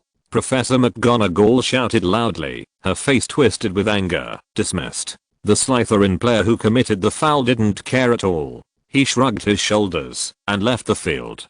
Professor Sprout, who was watching on the sidelines, helped to send Eddie to the medical wing. Sending off a chaser would not help the situation. Eddie was the offensive core of Ravenclaw. Without him, Ravenclaw's offense could not be carried out at all. The substitute players could not take on this important task at all. Marcus Flint, the captain of the Slytherin team, showed a sinister smile and looked at Roger Davis. "I advise you to surrender quickly, otherwise I don't know how many players will be sent to the hospital when lying down." Roger pursed his lips, his eyes confused and uneasy. Professor McGonagall blew the whistle to resume the game, and Roger instinctively rode on the broom, and a blue figure had already jumped out. The game was just paused, but the golden snitch was not retracted and was still flying in the sky. Qiu had already aimed at the target, and she rushed out like an arrow as soon as the whistle sounded. Warrington was not stupid either. He saw the golden snitch along Qiu's flight trajectory and also sped up to get close to it. Hail Lissy in the stands tightened her robes, and Alan opened his mouth slightly as he watched the two figures approaching in the air. Even the calm Joel's heart was in turmoil at this moment. QIU found that the situation was not good halfway through her flight. The golden snitch was actually moving towards Warrington. Damn it. QIU uttered a curse word in her heart for the first time. She calculated the distance in her mind while urging the broom to speed up. Almost there. There is hope. QIU and Warrington stretched out their arms at the same time and grabbed the golden snitch not far in front of them. Chapter 98. The Reckless Ravenclaw. Oh no. QIU's heart sank the moment she stretched out her hand. She found that she had overlooked a detail before. At the age of 12, she was a head shorter than Warrington and her arms were also shorter. This short part was the difference between winning and losing. The newly bought 7-star sweeping broom she bought this year had been used to the extreme by her. If she forced it to increase its speed, the broom would probably disintegrate in the air and turn into parts. QIU saw Warrington's contemptuous smile, which seemed like a declaration of victory to her. Roger Davis's words to them in the first training session were still lingering in her mind. They must never let their opponents look down on them, and they must lose with blood. The miserable appearance of several teammates being knocked unconscious by the Slytherin players and Eddie being carried away injured was still vivid in QIU's mind. Suddenly, a fire broke out in QIU's heart, burning her reason completely. The broom under her was still moving at full speed. QIU threw herself forward, not caring that she was 50 feet in the air. The audience in the stands screamed, and Alan even closed his eyes tightly and dared not watch. This action completely violated Quidditch skills. Warrington did not expect QIU to do such an extraordinary action. Like a moth to a flame, she rushed towards the golden snitch without hesitation. This time, she directly eliminated the small gap before, and even had a little surplus. QIU's toes caught on the broom, and her right hand successfully picked up the golden snitch. Warrington's hand brushed QIU's fingertips and caught nothing, just like his disappointed heart falling at this moment. 150 points, Ravenclaw won. With her whole body sticking out of the broom, QIU undoubtedly lost her balance and fell from 50 feet in the air, like a young eagle with broken wings. 50 feet, without considering the wind, free fall is only 1.7 seconds, fleeting. Professor McGonagall's action was timely, but she and QIU were still far apart. Although the belated levitation spell helped QIU to relieve most of the force, her right hand was still bent backwards, and the whole arm was bent into a strange obtuse angle. Haley's face flushed red, tears fell from her eyes. She covered her mouth hard, but still couldn't cover up the sobbing. Alan wanted to rush down the stands happily, but the bustling crowd stopped him. Prefect Catelyn ran down with a banner, and many students followed her. The members of the Ravenclaw Quidditch team never expected QIU to take such a risky approach. They were very close to QIU on the court, and when they saw their classmate was injured, they quickly controlled the broom to fly over. Warrington landed slowly, and QIU was lying in front of him, with her right arm bent back, holding the golden snitch tightly in her hand. Her fair face was scratched by the weeds on the ground, and she was still smiling brightly. He threw his broom in anger. What a lunatic. Warrington muttered, and went to the side to meet Flint. Are you crazy? The teammates gathered around QIU. Roger looked at QIU's injuries, his eyes twitching, and he almost couldn't help but slap QIU on the back of the head. Before QIU could say anything more, Professor McGonagall rushed over. The bun that had been meticulously erected behind her head loosened, revealing a few strands of grey hair. She looked nervous, and her stiff face relaxed a little after making sure that QIU Zhang was not in danger of life. But in a blink of an eye, Professor McGonagall's lips were tightly pursed. Students who were familiar with Professor McGonagall knew that she was very angry now. This is a very impulsive and irrational action, Miss Zhang. She waved her wand and lifted QIU up. If I see this kind of action again, I will put you in detention with those naughty kids in our college. Go, go, go. Don't just stand there. Whether it was intentional or not, Roger did not shake hands with the Slytherin players after the game, but arranged for his own players to go to the medical wing. The Ravenclaws crowded the entire medical wing. They shouted the names of QIU and Eddie. The two were undoubtedly the biggest contributors to the victory of this Quidditch game. However, this large-scale gathering made Madame Pomfrey, who was in charge of the medical wing, very dissatisfied. She ruthlessly drove all the students who were surrounded here back. After a while, there were only a few Quidditch players and the friends of the injured. Haley held QIU's left hand, and tears flowed down, like they were free. Madame Pomfrey had corrected QIU's arm, and now her right arm was wrapped in a thick bandage. Haley, don't cry, I'm fine now. QIU scratched her head, a little embarrassed. Mirita took out a handkerchief, and wiped her tears. What will happen to your parents if something happens to you? QIU said nothing. But winning is always a good thing, isn't it? Eddie tried to smooth things over. Let's all be happy. We may win both the House Cup and the Quidditch Cup this year. And Gryffindor, they also won 2 games, QIU whispered. The net score is a little higher than ours. We are not afraid. Eddie was very confident. As long as you limit Potter, we can win. I don't think I can compare to him. QIU was a little discouraged. I watched the game yesterday. He was too fast. I couldn't keep up. Haley wiped away her tears, but her eyes were red like a rabbit. Don't say that. QIU, you are great. You are no worse than anyone else. Compared with Professor McGonagall? Joel wanted to tease her. Haley took advantage of the fact that no one was paying attention to her and glared at Joel fiercely. However, her eyes were red and swollen, and water was flowing in her eyes. No matter how you looked at her, she looked like a coquettish person. QIU's performance left the suspense of the Quidditch trophy to the end. The match between Ravenclaw and Gryffindor will be held after the final exam. April came in a flash. Eddie and QIU's injuries had long been healed. It was a season of spring, when flowers bloomed and everything revived. Students walked out of the castle in their spare time, and stayed more at the Black Lake and the hillside, to enjoy the spring scenery. There was a joyful and harmonious atmosphere. But Joel knew that Hogwarts was not as peaceful as it seemed on the surface. The plot of the Philosopher's Stone was on the right track. Joel had been holding the mandrake leaf in his mouth for a month, but he never expected that the full moon night, when he took out the leaf, would be cloudy. According to the requirements, the leaf must be exposed to the purest moonlight on the night it was taken out of the mouth. Joel had to start all over again, and he didn't know when it would end. On Thursday morning, the 4 people in the dormitory were holding textbooks and preparing to go to the defense against the dark arts class. They didn't even bring their school bags and didn't plan to take notes. After half a year of contact, they knew that Professor Quirrell even read the textbooks with difficulty, let alone teach any skills. There are still 69 days until the final exam. Passing by the bulletin board in the common room, Eddie glanced at it out of boredom and found a message that made him physically uncomfortable. His eyebrows jumped twice. Prefect Caitlin posted it. Alan said, "We are now far ahead in the score of the House Cup. Prefect Caitlin doesn't want us to lose the lead, so she posted the countdown to the final exam and the time and place of the tutoring group meeting on the bulletin board." What tutoring group? Sergei frowned and looked up. Joel recalled that he and Eddie had received potion tutoring from Prefect Caitlin in their first year. It's to tutor students' weak subjects. After all, getting a T, troll, grade in the final exam will result in a deduction of points. He shouted the mandrake leaves in his mouth, and his words were not clear, for fear that he would accidentally swallow the leaves into his stomach.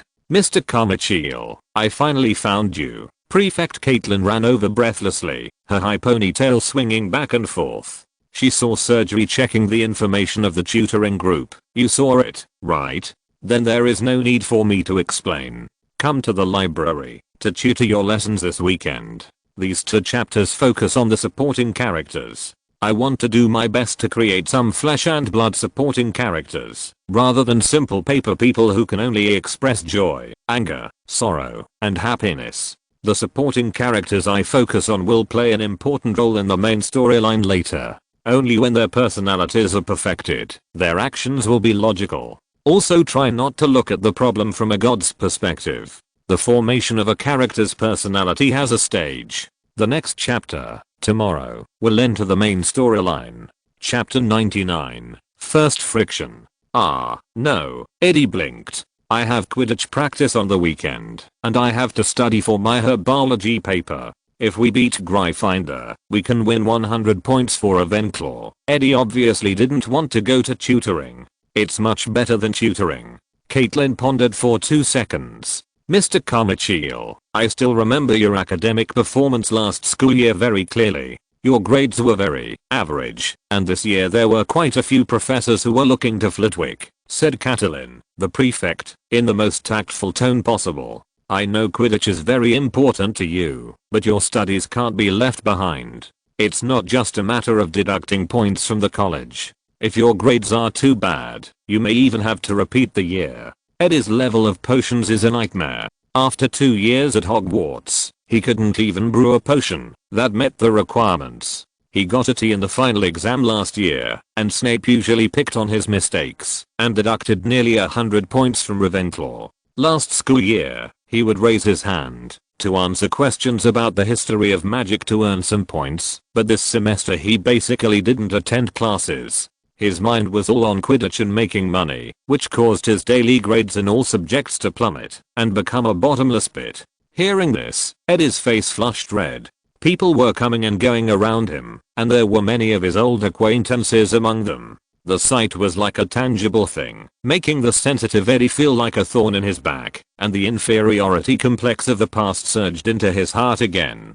Mr. Carmichael, you have Quidditch training, so you don't have to come to tutoring, but you must make sure that you don't have a T in your grades. I don't want anyone from Ravenclaw to fall behind. Caitlin saw Eddie lowering his head. His ears were red, as if blood beads could be oozing out, and she didn't say anything more. Don't worry, Eddie quickly agreed. My roommate's grades are very reliable. I usually ask them to help me with tutoring. A few people smiled and sent Caitlin away, who was skeptical, and Eddie's expression immediately fell. Eddie, we will definitely help you improve your grades, Alan said with a face full of obligation. I've read your potion thesis, and I think you are still. The 4 of them pushed open the door and walked down the spiral staircase. Sergei was introverted and didn't like to talk, and Joel was holding a mandrake leaf in his mouth, so it was not convenient for him to speak. Among the 4 people, only Alan could be heard talking endlessly about his experience in potion learning, like a lark. Eddie listened to Alan's words, and the fire in his heart kept rising, and finally burned the string of reason. Alan, don't you understand? I didn't want to improve my grades. I know I can't learn better than you. Don't teach me how to do it with such a condescending attitude, okay? Eddie's tone was unkind, as if he wanted to vent all the anger in his heart on Alan. Take care of yourself first, Eddie sneered. Joel and Sergei are not as talkative as you. After that, he glared at Alan, who was pale, and walked away with his textbook in his arms. Alan's lips trembled, and his eyes were filled with tears. He obviously didn't expect that Eddie, who was usually cheerful and optimistic, would say such words to him. Sergei and Joel, 2 taciturn people, stepped forward and patted Alan's shoulders. It's okay, Joel said in an unclear voice. He was just angry just now. You insisted on going to get into trouble. It will be fine in 2 days. Am I usually very talkative? Alan asked the 2, and Sergei lowered his head and didn't answer. Joel made way for the senior students who had just finished class and rushed to the common room. It's okay. You and Eddie are the ones who talk the most in the dormitory. Alan looks introverted and autistic, but once you get familiar with him, you will find that he is a chatterbox. He can talk to you all day and night about topics that interest him. Alan walked forward with his head down, and he was in a trance and almost fell down the stairs. The 2 fell into a cold war. The dormitory that was originally lively and bustling became quiet and deserted. Eddie and Alan ignored each other, which made Joel and Sergei, who were caught between the 2, extremely headache. Joel had thought about trying to persuade him, but he was worried that it would backfire and he would be ridiculed by Eddie. In addition, there were a lot of trivial matters recently, and the animagus transformation was not going well. He was always holding leaves in his mouth, which made him unhappy. He simply let it go and did not intervene. He stayed in the library and study area every day to study spells and transfiguration. Joel got up early on Saturday morning, washed up, and hurriedly left the dormitory filled with low pressure with his bag. As soon as the library opened, he met Madam Pince's sharp eyes like an eagle, walked in with a notebook and a feather pen, and sat in the corner to start a day of study. Recently, he was studying a book called Advanced Transfiguration Guide. The knowledge in it was obscure, but it opened a new window for Joel's understanding of transfiguration. He was concentrating on recording all his inspirations in his notebook, and suddenly there were sparse footsteps around him. He turned his head and saw that the head teacher Caitlin had brought a group of students to a corner, urging them to open their books and start reviewing. They also took out the exercises in the CLBT course solution and did them. If they didn't understand something, they had to ask. Although they had tried to lower their voices, Joel still couldn't calm down. He stood up and prepared to go to a quiet place to continue studying. After turning 2 corners in the library, Joel came to the most remote part of the library. He saw Haley, who was sitting alone by the window. Her black robe made her shoulders look even thinner. The window was wide open, and the clear and bright sky was like a forget-me-not flower. The warm spring breeze blew her black hair. Her face hidden under her long hair was beautiful and peaceful, which made Joel feel a little itchy, as if he was scratched by something. He quietly walked forward and knocked on the table in front of Haley. Haley was concentrating on reading the novel in her hand. Joel's action scared her. When she looked up and saw the person coming, Haley's cheeks were stained with a blush, and she shook her head repeatedly. Joel breathed a sigh of relief, packed up his books and sat down. Joel wrote a note and handed it over. "What are you reading?" "The Hunchback of Notre Dame." Joel saw the title of the book. He had seen Haley reading Muggle novels more than once before, and he didn't know what she was thinking. Joel was immersed in the wonderful transfiguration again. Every theory in the book was firmly memorized and mastered in his mind, until the whispering sounded in his ears again. "Are you crazy? We can't be here." The voice came intermittently from behind the bookshelf. Joel was a little annoyed by this faint voice, just like the buzzing mosquitoes in summer, which made him unable to calm down at all. Haley was also a little irritated, frowning slightly, and his face was a little impatient. Joel's feather pen flew, and he wrote a line on the notebook. "I'll go see what's going on." Haley nodded hurriedly, and Joel stood up, just realizing that the previous voice seemed a little wrong. His face was as red as an apple. He used the parchment in front of him to make 2 small balls of paper and stuffed them into Haley's ears without saying anything. Haley looked puzzled and looked up at Joel. Joel didn't feel like explaining to her, but just told her not to take it off. Haley didn't suspect anything and did whatever Joel told her to do. She was cute and obedient and opened the book again. Joel took 2 deep breaths and moved to the back of the bookshelf. "How dare you in broad daylight?" Joel's voice came before he arrived. He was upright and vowed to be a defender of the corrupt atmosphere. Some readers asked about the rules for adding more chapters. I don't know much about the monthly ticket situation. I will tell you after I check the monthly ticket situation next month. The daily update depends on how fast I write. I don't like to keep drafts.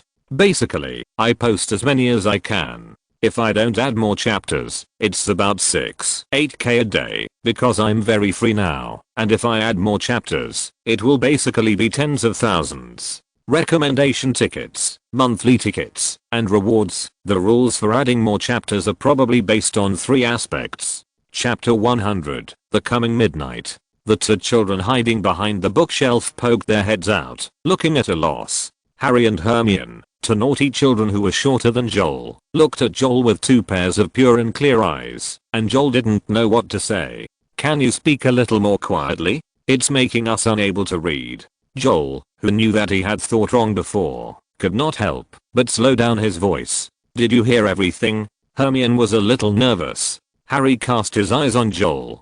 The children were nervous, as if they were hiding some secrets. "I heard."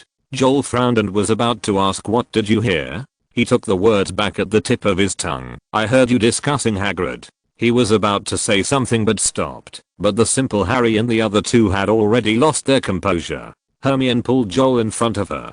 Joel didn't expect the girl to do this. He almost fell to the ground. Joel knew that the dragon Norbert had been born at this time. If nothing unexpected happened, Hermione and Harry would send the newly born dragon to Ron's brother Charlie. "When are you going to send this dragon away?" "To whom?" Joel asked. Hermione did not answer his question. her voice trembling with excitement. "You must not tell this news to anyone. When are you going to send this dragon away?" Joel asked again. Harry reached out and tugged at Hermione's robe, and Hermione turned back and glared at Harry. She avoided the question, obviously not trusting Joel. "Okay, I won't tell anyone." Joel didn't want to get involved in this matter. "You guys take care of yourself." After saying that, he walked back. Hermione and Harry were still discussing something intensely. After Joel sat down, a note was handed over. "What's wrong?" He turned his head to meet Hayless's curious and inquisitive eyes. The small paper ball on her ear had not been taken off yet. She pursed her lips, but still didn't say it. He reached out and patted Hayless's little head, picked up the feather pen, and wrote on the note, "Nothing, a couple is chatting."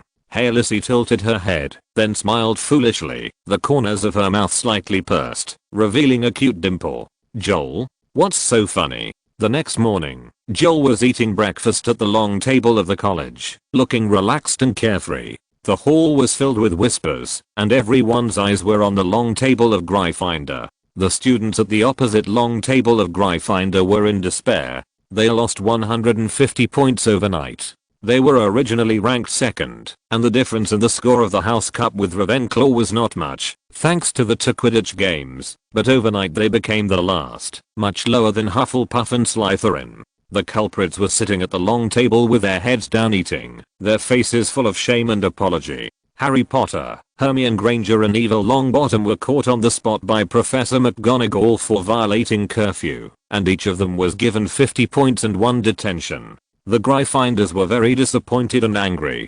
They didn't expect that Harry Potter, who they had placed high hopes on, could not even avoid the curfew inspection. The other 3 colleges sat at the long table and watched the show. Catelyn, the head of the class, was so happy that she couldn't stop laughing the whole morning. They never expected that the biggest competitor would collapse from the inside. As long as the score difference is maintained for 2 months, the college cup will belong to Ravenclaw again. After a weekend, there was no sign of easing the Cold War between Eddie and Alan. The two hadn't said a word to each other until now. Alan, who was always good-tempered, had a stern face in the dormitory every day. Joel and Sergei didn't dare to stay in the dormitory for long now. They went to the auditorium for breakfast as soon as they got up in the morning and hurried back before curfew at night. Are they having a conflict? On Monday morning, Haley resisted the sleepiness and spread strawberry jam on the bread. She glanced at Eddie and Alan, who were sitting at the end of the long table. It was obvious that they were having a quarrel because of their stiff faces. "Well," Joel said in a particularly low voice when he woke up early in the morning, "they had a quarrel, and I can't persuade them. Let's wait for them to reconcile." After speaking, Joel yawned, and Haley wanted to yawn too. After a glance, she pretended to be well behaved and stuffed a piece of mushroom into her mouth. He didn't sleep all night last night, and the mandrake leaf that he had been holding in his mouth for a month finally came to its time. He took out the leaf honestly and put it in a small crystal medicine bottle, waiting to let it be baptized by the moonlight outside tonight. At the Gryffindor long table, Harry, Hermione and Neville were still crouching like quails, and they hurriedly finished breakfast and wanted to leave. But Cedric from Hufflepuff sent 3 notes. Harry and the other 2 looked at them, and their faces became more depressed. All this was seen by Joel, who had no appetite. He curled the corners of his lips and yawned again. After breakfast, there was a class of transfiguration. Please listen carefully, gentlemen and ladies. Professor McGonagall stood at the podium with a serious expression. Summoning is a very important branch of transfiguration and accounts for a very high proportion in the OWL and NEWT assessments. It is very difficult and requires a lot of talent. Most students cannot even cross the simplest threshold when they graduate. Professor McGonagall glanced at the time. There is still a quarter of an hour before the class ends. I plan to popularize this knowledge in advance for you today. As I said in the first class of the semester, transfiguration will not change the essence of an object, such as a flock of birds. Professor McGonagall waved her wand gently, and all the parchments on the podium rose up and transformed into white birds in the air. They flew around the classroom under the command of Professor McGonagall. In appearance, this is no different from ordinary birds, but, Mr. Taylor, help me hit these birds with a spell. Joel, who was sitting in the first row, took out his wand, and a dark red light hit a hovering bird in the air. The transformation effect disappeared, and the bird turned back into parchment with a big hole in the middle. See? It's still a piece of paper, not a bird. The same is true for summoning. Professor McGonagall's sharp eyes swept across the audience. Seeing that the students were sitting upright and nodding with satisfaction, she continued, but unlike ordinary transfiguration, the characteristic of summoning is that it is created from nothing. For example, Professor McGonagall did not chant a spell this time. She waved her wand in the air, and an owl appeared out of thin air, tilting its head, as if it was very puzzled. The students exclaimed in unison, while Joel had a blank expression on his face. He had already raised the level of summoning to the advanced level, so it was not surprising for him to conjure an owl out of thin air. The knowledge in his mind was enough to explain this seemingly incredible phenomenon. End of this chapter. Thank you very much for reaching the end. Don't forget to like. Looking for more exclusive content and immediate access? Subscribe to our Patreon. Remember, every like, subscription, or donation encourages us to continue. Thanks to everyone. See you in the next video.